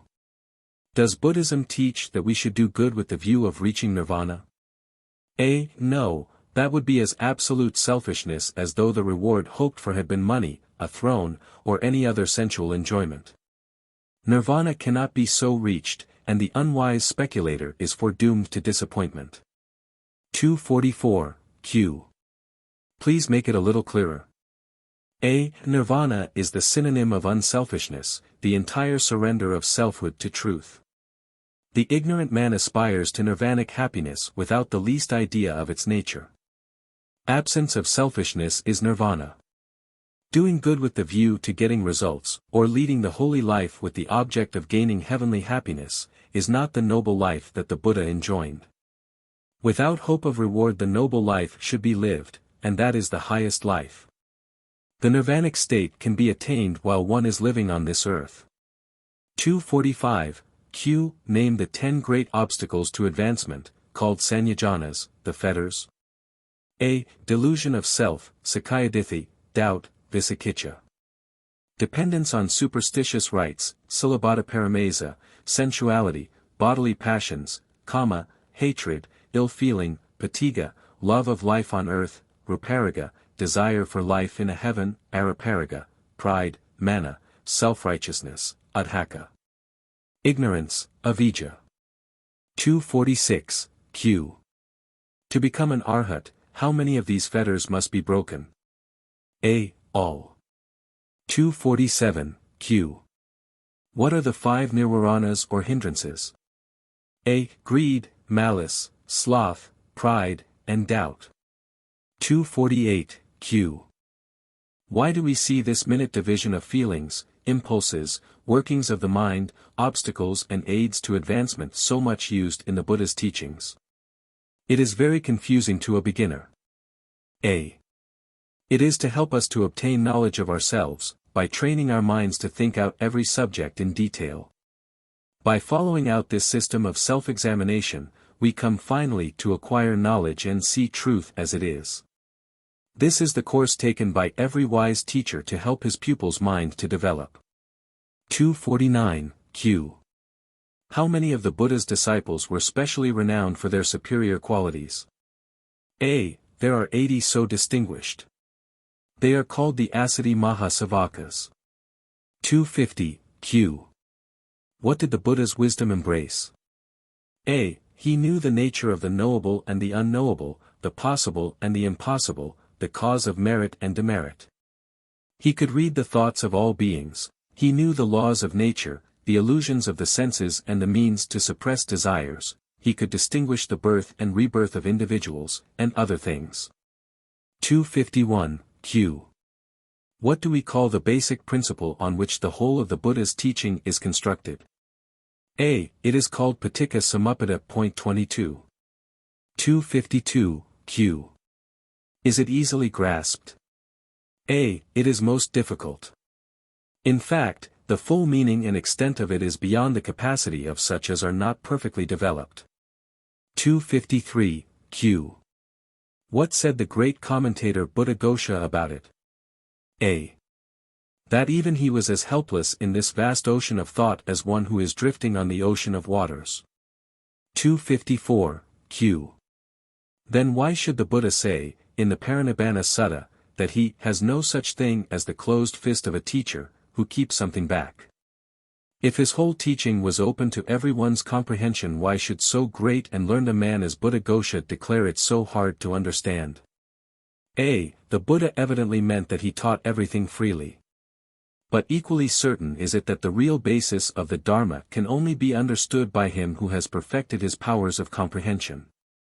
It is, therefore, incomprehensible to common, unenlightened persons. 255, Q. How does the teaching of the Buddha support this view? A. The Buddha looked into the heart of each person, and preached to suit the individual temperament and spiritual development of the hearer. Part 3. The Saṅgha. 256, Q. How do Buddhist bhikkhus differ from the priests of other religions? A. In other religions the priests claim to be intercessors between men and God, to help to obtain pardon of sins. The Buddhist bhikkhus do not acknowledge or expect anything from a divine power. 257, Q. But why then was it worthwhile to create this order, or brotherhood, or society, apart from the whole body of the people, if they were not to do what other religious orders do? A. The object in view was to cause the most virtuous, intelligent, unselfish and spiritually minded persons to withdraw from the social surroundings where their sensual and other selfish desires were naturally strengthened. Devote their lives to the acquisition of the highest wisdom, and fit themselves to teach and guide others out of the pleasant path leading towards misery, into the harder path that leads to true happiness and final liberation. 258, Q. Besides the 8, what 2 additional observances are obligatory upon the bhikkhus? A. I observe the precept to abstain from dancing, singing and unbecoming shows. I observe the precept to abstain from receiving gold or silver. The whole dasa, or bhikkhu sila or 10 precepts, are binding on all bhikkhus and samaneras, or novices, but optional with lay devotees. The Athanga sila are for those who aspire to higher stages beyond the heavenly regions, 23 aspirants after nirvana. 259, Q. Are there separate rules and precepts for the guidance and discipline of the order? A. Yes, there are 250, but all come under the following 4 heads. Principal disciplinary rules, Padamaka Samvara Sila. Observances for the repression of the senses, Indriya Samvara Sila. Regulations for justly procuring and using food, diet, robes, etc., Pakaya Sanasita Sila. Directions for leading an unblemished life, Ajavapari Siddha Sila. 260, Q. Enumerate some crimes and offences that bhikkhus are particularly prohibited from committing.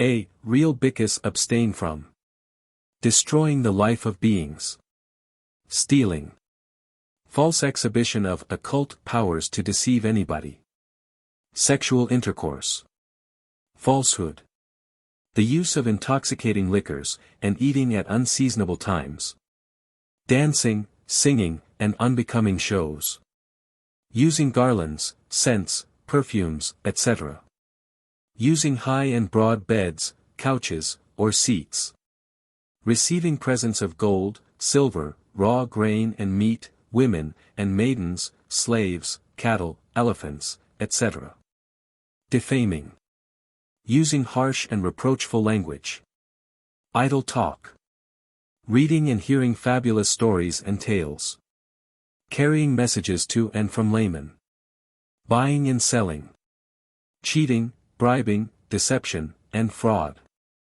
imprisoning, plundering, and threatening others. The practice of certain specified magical arts and sciences, such as fortune-telling, astrological predictions, palmistry, and other sciences, that go under the name of magic. Any of these would retard the progress of one who aimed at the attainment of nirvana. 261, Q. What are the duties of bhikkhus to the laity? A. Generally, to set them an example of the highest morality, to teach and instruct them, to preach and expound the law, to recite the Paritta, comforting texts, to the sick, and publicly in times of public calamity, when requested to do so, and unceasingly to exhort the people to virtuous actions. They should dissuade them from vice. Be compassionate and tender-hearted, and seek to promote the welfare of all beings. 262, Q. What are the rules for admission into the order?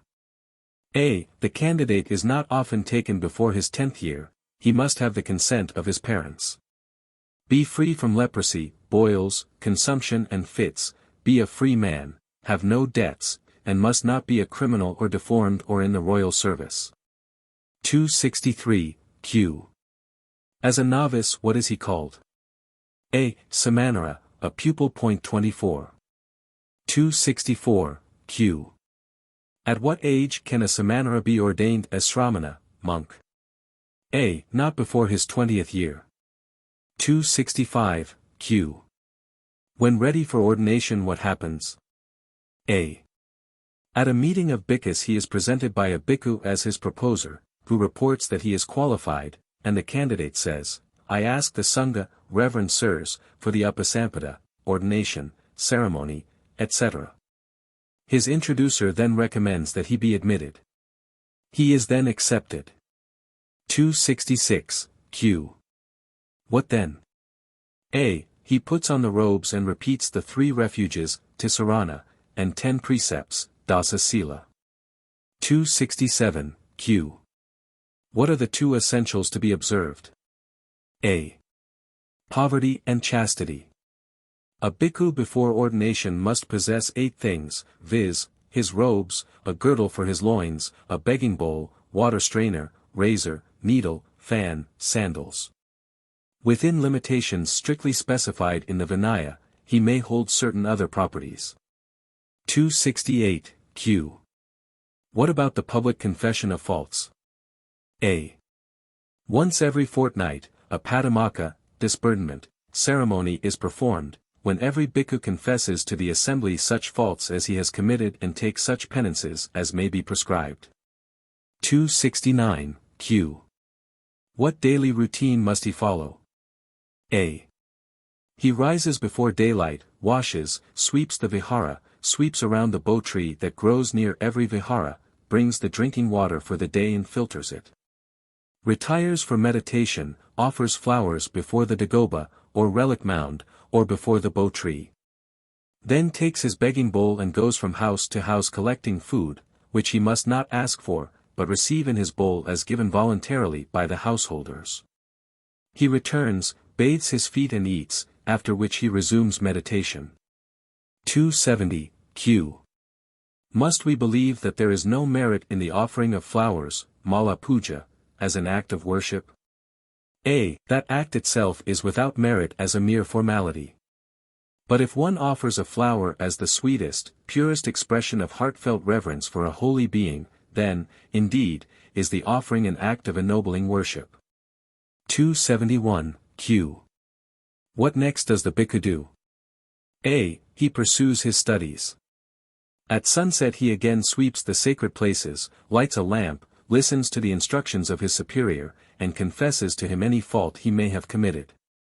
272, q. Upon what are his 4 earnest meditations, satipatthana, made? A. 1. On the body, kayanapasana. 2. On the feeling, vedananyapasana. 3. On the mind, chittanpasana. 4. On the doctrine, dhammanapasana. 273, q. What is the aim of the 4 great efforts, samapadana? A. To suppress one's animal desires and grow in goodness. 274, q. For the perception by the bhikkhu of the highest truth, is reason said to be the best, or intuition? A. Intuition, a mental state in which any desired truth is instantaneously grasped. 275, q. And when can that development be reached? A. When one, by the practice of jnana, comes to its 4th stage of unfolding. 276, q. Are we to believe that in the final stage of jnana, and in the condition called samadhi, the mind is a blank and thought is arrested? A. Quite the contrary. It is then that one's consciousness is most intensely active, and one's power to gain knowledge correspondingly vast. 277, q. Try to give me a simile. A. In the ordinary waking state one's view of knowledge is as limited as the sight of a man who walks on a road between high hills. In the higher consciousness of jnana and samadhi it is like the sight of the eagle poised in the upper sky and overlooking a whole country. 278, q. What do our books say about the Buddha's use of this faculty? A. They tell us that it was his custom, every morning, to glance over the world and, by his divine, clairvoyant, sight, see where there were persons ready to receive the truth. He would then contrive, if possible, that it should reach them. When persons visited him he would look into their minds, read their secret motives, and then preach to them according to their needs. Part 4. The Rise and Spread of Buddhism. 279, Q. As regards the number its followers, how does Buddhism at this date compare with the other chief religions? A. The followers of the Buddha Dharma outnumber those of every other religion. 280, Q. What is the estimated number? A. About 500 millions, 5,000 lakhs or 500 crores. This is 5/13, or not quite half, of the estimated population of the globe. 281, Q. Have many great battles been fought and many countries conquered? Has much human blood been spilt to spread the Buddha Dharma? A. History does not record one of those cruelties and crimes as having been committed to propagate our religion. So far as we know, it has not caused the spilling of a drop of blood. See footnote ante, Professor Kolb's testimony. 282, Q. What, then, is the secret of its wonderful spread? A.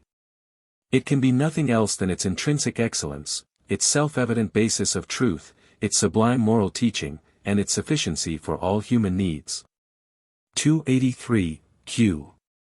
How has it been propagated? A. The Buddha, during the 45 years of his life as a teacher, traveled widely in India and preached the Dharma. He sent his wisest and best disciples to do the same throughout India. 284, Q. When did he send for his pioneer missionaries? A. On the full moon day of the month Wap, October. 285, Q. What did he tell them? A. He called them together and said, Go forth, Bhikkhus, go and preach the law to the world. Work for the good of others as well as for your own. Bear ye the glad tidings to every man. Let no two of you take the same way. 286, Q. How long before the Christian era did this happen? A. About 6 centuries. 287, Q. What help did kings give? A. Besides the lower classes, great kings, rajas and maharajas were converted and gave their influence to spread the religion. 288, Q. What about pilgrims? A. Learned pilgrims came in different centuries to India and carried back with them books and teachings to their native lands. So, gradually, whole nations forsook their own faiths and became Buddhists. 289, Q. To whom, more than to any other person, is the world indebted for the permanent establishment of Buddha's religion? A. To the Emperor Ashoka, surnamed the Great, sometimes Payadasi, sometimes Dharmashoka. He was the son of Bindusara, king of Magadha, arid grandson of Chandragupta, who drove the Greeks out of India. 290, Q. When did he reign? A. In the 3rd century BC, about 2 centuries after the Buddha's time. Historians disagree as to his exact date, but not very greatly. 291, Q. What made him great? A. He was the most powerful monarch in Indian history, as warrior and as statesman. But his noblest characteristics were his love of truth and justice, tolerance of religious differences, equity of government, kindness to the sick, to the poor, and to animals. His name is revered from Siberia to Ceylon. 292, Q. Was he born a Buddhist? A. No, he was converted in the 10th year after his anointment as king, by Nigrata Samanera, an Arhat. 293, Q. What did he do for Buddhism? A. He drove out bad bhikkhus, encouraged good ones, built monasteries and dagobas everywhere, established gardens, opened hospitals for men and animals, convened a council at Putna to revise and re-establish the Dharma. Promoted female religious education, and sent embassies to 5 Greek kings, his allies, and to all the sovereigns of India, to preach the doctrines of the Buddha. It was he who built the monuments at Kapilavastu, Buddha Gaya, Isipatana and Kusinara, our 4 chief places of pilgrimage, besides thousands more. 294, Q. What absolute proofs exist as to his noble character? A. Within recent years there have been discovered, in all parts of India, 14 edicts of his, inscribed on living rocks, and 8 on pillars erected by his orders. They fully prove him to have been one of the wisest and most high-minded sovereigns who ever lived. 29.5, Q. What character do these inscriptions give to Buddhism? A. They show it to be a religion of noble tolerance, of universal brotherhood, of righteousness and justice. It has no taint of selfishness, sectarianism or intolerance. They have done more than anything else to win for it the respect in which it is now held by the great pundits of Western countries. 296, Q. What most precious gift did Dharmashoka make to Buddhism? A. He gave his beloved son, Mahinda, and daughter, Sanghamita, to the order, and sent them to Ceylon to introduce the religion. 297, Q. Is this fact recorded in the history of Ceylon? A. Yes, it is all recorded in the Mahavansa, by the keepers of the royal records, who were then living and saw the missionaries. 298, Q. Is there some proof of Sanghamita's mission still visible? A. Yes. She brought with her to Ceylon a branch of the very Bodhi tree under which the Buddha sat when he became enlightened, and it is still growing. 299, Q.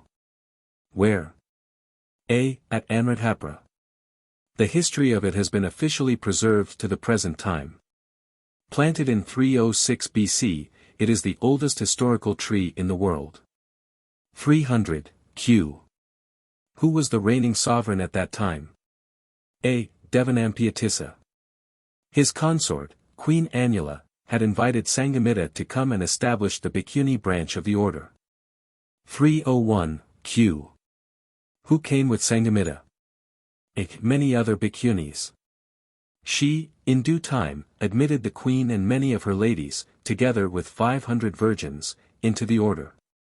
302, Q. Can we trace the effects of the foreign work of the Emperor Ashoka's missionaries? A. His son and daughter introduced Buddhism into Ceylon, his monks gave it to the whole of northern India, to 14 Indian nations outside its boundaries, and to 5 Greek kings, his allies, with whom he made treaties to admit his religious preachers. 303, Q. Can you name them?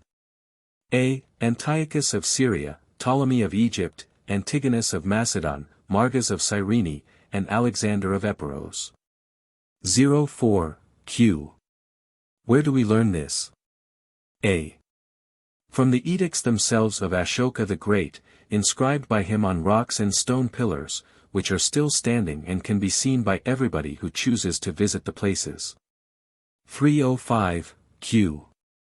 Through what Western religious brotherhoods did the Buddha Dharma mingle itself with Western thought? A. Through the sects of the Therapeutes of Egypt and the Essenes of Palestine. 306, Q. When were Buddhist books first introduced into China? A. As early as the 2nd or 3rd century BC. 5 of Dharmashoka's monks are said, in the Samantapasadika and the Sarada Dipani, 2 Pali books, to have been sent to the 5 divisions of China. 307, Q. Whence and when did it reach Korea? A. From China, in the year d. 372. 308, Q. Whence and when did it reach Japan? A. From Korea, in A.D. 552. 309, Q. Whence and when did it reach Cochin China, Formosa, Java, Mongolia, Yorkhan, Balkh, Bokhara, Afghanistan and other Central Asian countries? A. Apparently in the 4th and 5th centuries AD. 310, Q. From Ceylon, whither and when did it spread? A. To Burma, in AD 450, and thence gradually into Arakan, Cambodia and Pegu. In the 7th century, AD 638, it spread to Siam, where it is now, as it has been always since then, the state religion. 311, q. From Kashmir, where else did it spread besides to China? A. To Nepal and Tibet. 312, q. Why is it that Buddhism, which was once the prevailing religion throughout India, is now almost extinct there? A. Buddhism was at first pure and noble, the very teaching of the Tathagata, its Saṅgha were virtuous and observed the precepts, it won all hearts and spread joy through many nations, as the morning light sends life through the flowers. But after some centuries, bad bhikkhus got ordination, upasampada, the Saṅgha became rich, lazy, and sensual, the Dharma was corrupted, and the Indian nation abandoned it. 313, q. Did anything happen about the 9th or 10th century AD to hasten its downfall? A. Yes. 314, q. Anything besides the decay of spirituality, the corruption of the Saṅgha, and the reaction of the populace from a higher ideal of man to unintelligent idolatry? A. Yes. It is said that the Mussulmans invaded, overran and conquered large areas of India, everywhere doing their utmost to stamp out our religion. 315, q. What cruel acts are they charged with doing? A. They burnt, pulled down or otherwise destroyed our viharas, slaughtered our bhikkhus, and consumed with fire our religious books. 316, q. Was our literature completely destroyed in India? A. No. Many bhikkhus fled across the borders into Tibet and other safe places of refuge, carrying their books with them. 317, q. Have any traces of these books been recently discovered? A. Yes. Rai Badar Sharat Chandra Das, CIE. A noted Bengali pundit, saw hundreds of them in the Vihara libraries of Tibet, brought copies of some of the most important back with him, and is now employed by the government of India in editing and publishing them. 318, q. In which country have we reason to believe the sacred books of primitive Buddhism have been best preserved and least corrupted? A. Ceylon. The Encyclopaedia Britannica says that in this island Buddhism has, for specified reasons, retained almost its pristine purity to modern times.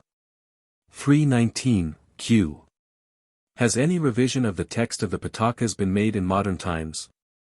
A. Yes. A careful revision of the Vinaya Pitaka was made in Ceylon in the year AD 1875, by a convention of the most learned bhikkhus, under the presidency of H. Sumangala, Pradhanasthavira. 320, q. Has there been any friendly intercourse in the interest of Buddhism between the peoples of the southern and those of the northern Buddhist countries? A. In the year AD 1891, a successful attempt was made to get the Pradhana Nayikas of the two great divisions to agree to accept 14 propositions as embodying fundamental Buddhistic beliefs recognized and taught by both divisions. These propositions, drafted by Colonel Olcott, were carefully translated into Burmese, Sinhalese and Japanese, discussed one by one, unanimously adopted and signed by the chief monks, and published in January 1892. 321, q. With what good result? A. As the result of the good understanding now existing, a number of Japanese bhikkhus and samanas have been sent to Ceylon and India to study Pali and Sanskrit. 322, q. Are there signs that the Buddha Dharma is growing in favor in non-Buddhistic countries? 25. A. There are. Translations of our more valuable books are appearing, many articles in reviews, magazines and newspapers are being published, and excellent original treatises by distinguished writers are coming from the press. Moreover, Buddhist and non-Buddhist lecturers are publicly discoursing on Buddhism to large audiences in Western countries. The Shin-Shu sect of Japanese Buddhists have actually opened missions at Honolulu, San Francisco, Sacramento, and other American places. 323, q. What two leading ideas of ours are chiefly taking hold upon the Western mind? A. Those of karma and reincarnation. The rapidity of their acceptance is very surprising. 324, q. What is believed to be the explanation of this? A. Their appeals to the natural instinct of justice, and their evident reasonableness. Part 5. Buddhism and Science. 325, Q. Has Buddhism any right to be considered a scientific religion, or may it be classified as a revealed one? A. Most emphatically it is not a revealed religion. The Buddha did not so preach, nor is it so understood. On the contrary, he gave it out as the statement of eternal truths, which his predecessors had taught like himself. 326, Q. Repeat again the name of the sutta, in which the Buddha tells us not to believe in an alleged revelation without testing it by one's reason and experience. A. The Kalama Sutta, of the Anguttara Nikaya. 327, Q. Do Buddhists accept the theory that everything has been formed out of nothing by a creator? A. The Buddha taught that two things are causeless, viz., Akasha, and Nirvana. Everything has come out of Akasha, in obedience to a law of motion inherent in it, and, after a certain existence, passes away. Nothing ever came out of nothing. We do not believe in miracles. Hence we deny creation, and cannot conceive of a creation of something out of nothing. Nothing organic is eternal. Everything is in a state of constant flux, and undergoing change and reformation, keeping up the continuity according to the law of evolution. 328, Q. Is Buddhism opposed to education, and to the study of science? A.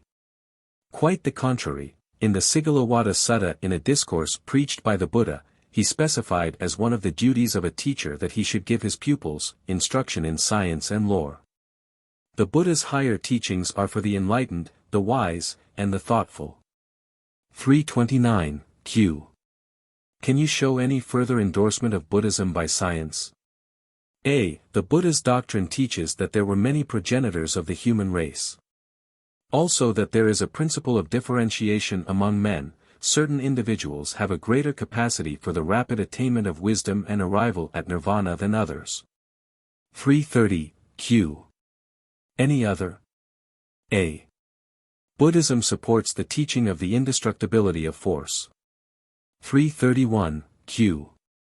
Should Buddhism be called a chart of science or a code of morals?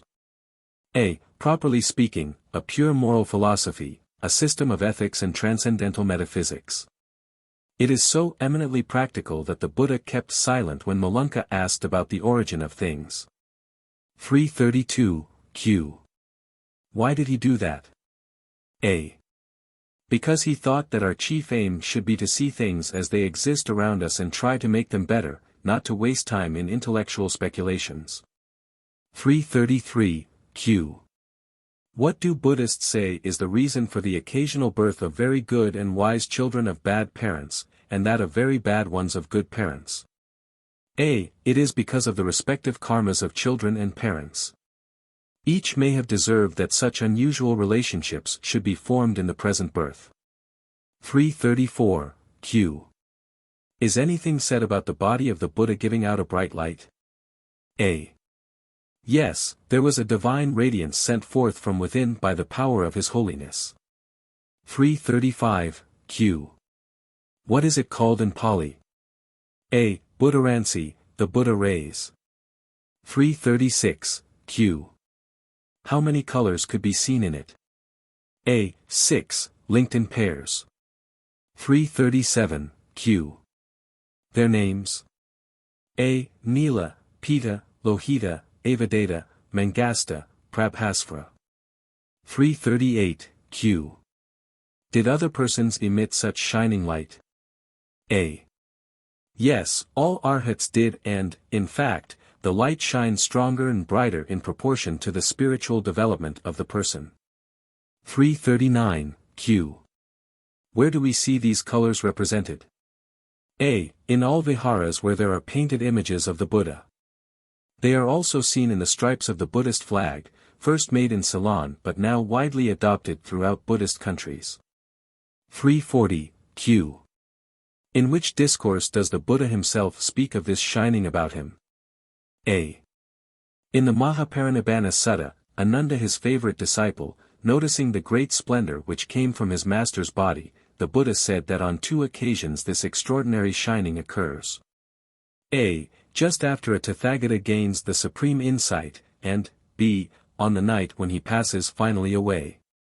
341, q. Where do we read of this great brightness being emitted from the body of another Buddha? A. In the story of Sumedha and Dipankara Buddha, found in the Nidanakatha of the Jataka book, or story of the reincarnations of the Bodhisattva Siddhartha Gautama. 342, q. How is it described? A. As a halo of a fathom's depth. 343, q. What do the Hindus call it? A. Tejas, its extended radiance they call Prakash. 344, q. What do Europeans call it now? A. The human aura. 345, q. What great scientist has proved the existence of this aura by carefully conducted experiments? A. The Baron von Reichenbach. His experiments are fully described in his researches, published in 1844-5. Dr. Baraduc, of Paris, has, quite recently, photographed this light. 346, q. Is this bright aura a miracle or a natural phenomenon? A. Natural. It has been proved that not only all human beings but animals, trees, plants and even stones have it. 347, q. What peculiarity has it in the case of a Buddha or an Arhat? A.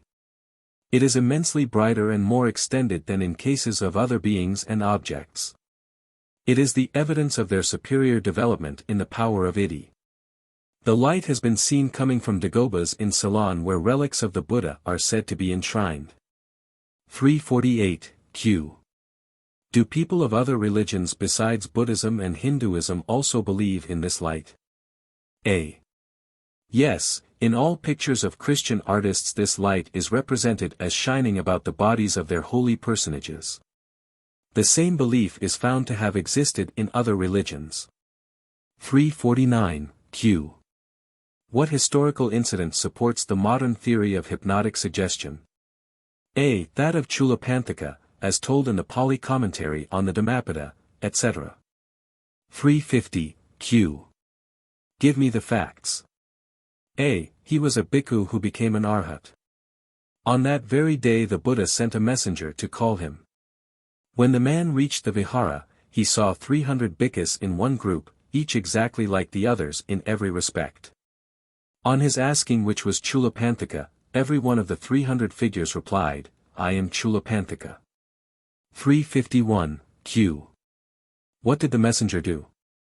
A. In his confusion he returned and reported to the Buddha. 352, q.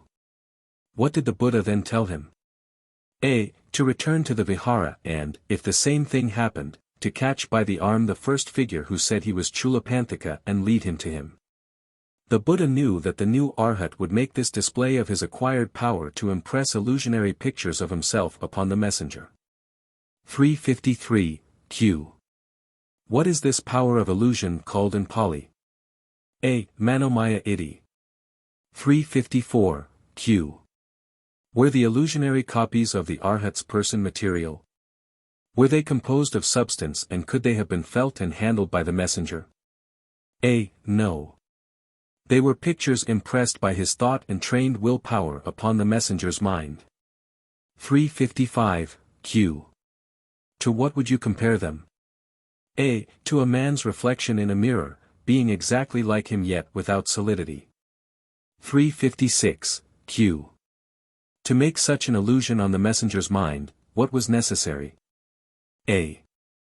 That Chulapanthaka should clearly conceive in his own mind his exact appearance, and then impress that, with as many duplicates or repetitions as he chose, upon the sensitive brain of the messenger. 357, q. What is this process now called? A. Hypnotic suggestion. 358, q. Could any third party have also seen these illusionary figures? A. That would depend on the will of the arhat or hypnotizer. 359, q. What do you mean? A. Supposing that 50 or 500 persons were there, instead of one, the Arhat could will that the illusion should be seen by all alike, or, if he chose, he could will that the messenger should be the only one to see them. 360, Q. Is this branch of science well known in our day? A. Very well known, it is familiar to all students of mesmerism and hypnotism. 361, Q. In what does our modern scientific belief support the theory of karma, as taught in Buddhism? A. Modern scientists teach that every generation of men is heir to the consequences of the virtues and the vices of the preceding generation, not in the mass, as such, but in every individual case. Every one of us, according to Buddhism, gets a birth which represents the causes generated by him in an antecedent birth. This is the idea of karma. 362, Q. What say the Vasetha Sutta about the causation in nature? A. It says, the world exists by cause, all things exist by cause, all beings are bound by cause. 363, Q. Does Buddhism teach the unchangeableness of the visible universe? Our earth, the sun, the moon, the stars, the mineral, vegetable, animal and human kingdoms. A. No. It teaches that all are constantly changing, and all must disappear in course of time. 364, Q. Never to reappear. A. Not so, the principle of evolution, guided by karma, individual and collective, will evolve another universe with its contents, as our universe was evolved out of the Akasha. 365, Q. Does Buddhism admit that man has in his nature any latent powers for the production of phenomena commonly called miracles? A. Yes, but they are natural, not supernatural. They may be developed by a certain system which is laid down in our sacred books, the Visuddhi Marga for instance. 366, Q. What is this branch of science called? A. The Pali name is Iddhividanana. 367, Q. How many kinds are there? A. 2. Bahira, i.e., one in which the phenomena-working power may be temporarily obtained by ascetic practices and also by resort to drugs, the recitation of mantras, charms, or other extraneous aids. And Sasanics, that in which the power in question is acquired by interior self-development, and covers all and more than the phenomena of Lakika Iddhi. 368, Q. What class of men enjoy these powers? A. They gradually develop in one which pursues a certain course of ascetic practice called dhyana.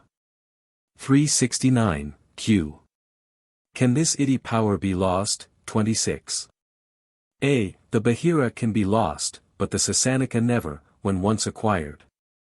Lokottara knowledge once obtained is never lost, and it is by this knowledge only that the absolute condition of Nirvana is known by the Arhat. And this knowledge can be got by following the noble life of the Eightfold Path. 370, Q. Had Buddha the Lokottara Iddhi? A. Yes, in perfection. 371, Q. And his disciples also had it? A. Yes, some but not all equally. The capacity for acquiring these occult powers varies with the individual. 372, Q. Give examples. A. Of all the disciples of the Buddha, Moggallana was possessed of the most extraordinary powers for making phenomena, while Ananda could develop none during the 25 years in which he was the personal and intimate disciple of the Buddha himself. Later he did, as the Buddha had foretold he would. 373, Q. Does a man acquire these powers suddenly or gradually? A. Normally, they gradually develop themselves as the disciple progressively gains control over his lower nature in a series of births. 27. 374, Q. Does Buddhism pretend that the miracle of raising those who are dead is possible? A. No. The Buddha teaches the contrary, in that beautiful story of Kisa Gautami and the mustard seed. But when a person only seems to be dead but is not actually so, resuscitation is possible. 375, Q. Give me an idea of these successive stages of the Lokottara development in Iti. A. There are 6 degrees attainable by arhats. What is higher than them is to be reached only by a Buddha. 376. Q. Describe the 6 stages or degrees. A. We may divide them into 2 groups, of 3 each. The first to include, 1. Progressive retrospection, viz., a gradually acquired power to look backward in time towards the origin of things. 2. Progressive foresight, or power of prophecy. 3. Gradual extinction of desires and attachments to material things. 377. Q.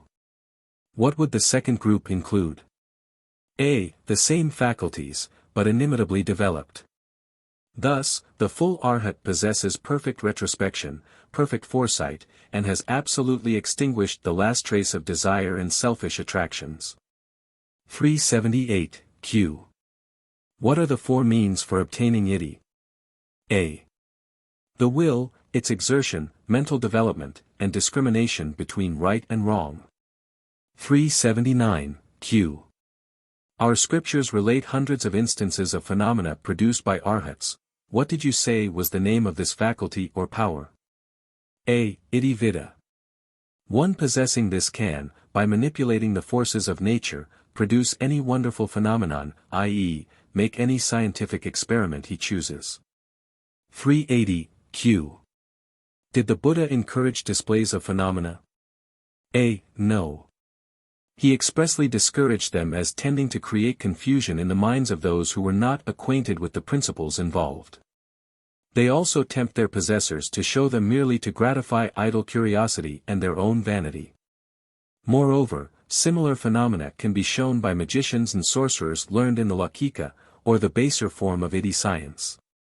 All false pretensions to supernatural attainment by monks are among the unpardonable sins, to Vijaya Sutta. 381. Q. You spoke of a deva having appeared to the Prince Siddhartha under a variety of forms. What do Buddhists believe respecting races of elemental invisible beings having relations with mankind? A. They believe that there are such beings who inhabit worlds or spheres of their own. The Buddhist doctrine is that, by interior self-development and conquest over his baser nature, the arhat becomes superior to even the most formidable of the devas, and may subject and control the lower orders. 382. Q. How many kinds of devas are there? A. 3. Kamavakra, those who are still under the domination of the passions. Rupavakra, a higher class, which still retain an individual form. Arupavakra, the highest in degree of purification, who are devoid of material forms. 383. Q. Should we fear any of them? A. He who is pure and compassionate in heart and of a courageous mind need fear nothing. No man, god, brahmarakas, demon or deva, can injure him, but some have power to torment the impure, as well as those who invite their approach. Appendix. The following text of the 14 items of belief which have been accepted as fundamental principles in both the southern and northern sections of Buddhism, by authoritative committees to whom they were submitted by me personally, have so much historical importance that they are added to the present edition of the Buddhist Catechism as an appendix. It has very recently been reported to me by H.E. Prince Auchtomsky, the learned Russian Orientalist, that having had the document translated to them, the chief lamas of the great Mongolian Buddhist monasteries declared to him that they accept every one of the propositions as drafted. With the one exception that the date of the Buddha is by them believed to have been some thousands of years earlier than the one given by me. This surprising fact had not hitherto come to my knowledge. Can it be that the Mongolian Saṅgha confused the real epoch of Sakya Muni with that of his alleged next predecessor? Be this as it may, it is a most encouraging fact that the whole Buddhistic world may now be said to have united to the extent at least of these 14 propositions. HSO. Fundamental Buddhistic Beliefs. Buddhists are taught to show the same tolerance, forbearance, and brotherly love to all men, without distinction, and an unswerving kindness towards the members of the animal kingdom. 2. The universe was evolved, not created, and its functions according to law, not according to the caprice of any god. 3. The truths upon which Buddhism is founded are natural.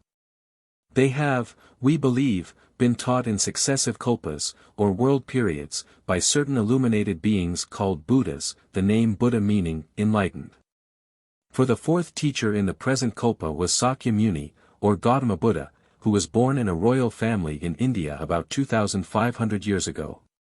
He is an historical personage and his name was Siddhartha Gautama. The Sakya Muni taught that ignorance produces desire, unsatisfied desire is the cause of rebirth, and rebirth, the cause of sorrow. To get rid of sorrow, therefore, it is necessary to escape rebirth. To escape rebirth, it is necessary to extinguish desire, and to extinguish desire, it is necessary to destroy ignorance. 6. Ignorance fosters the belief that rebirth is a necessary thing. When ignorance is destroyed, the worthlessness of every such rebirth, considered as an end in itself, is perceived, as well as the paramount need of adopting a course of life by which the necessity for such repeated rebirths can be abolished. Ignorance also begets the elusive and illogical idea that there is only one existence for man, and the other illusion that this one life is followed by states of unchangeable pleasure or torment. 7. The dispersion of all this ignorance can be attained by the persevering practice of an all-embracing altruism in conduct, development of intelligence, wisdom in thought, and destruction of desire for the lower personal pleasures. 8. The desire to live being the cause of rebirth, when that is extinguished, rebirths cease and the perfected individual attains by meditation that highest state of peace called Nirvana. 9. Sakya Muni taught that ignorance can be dispelled and sorrow removed by the knowledge of the Four Noble Truths, viz. 1. The miseries of existence. 2.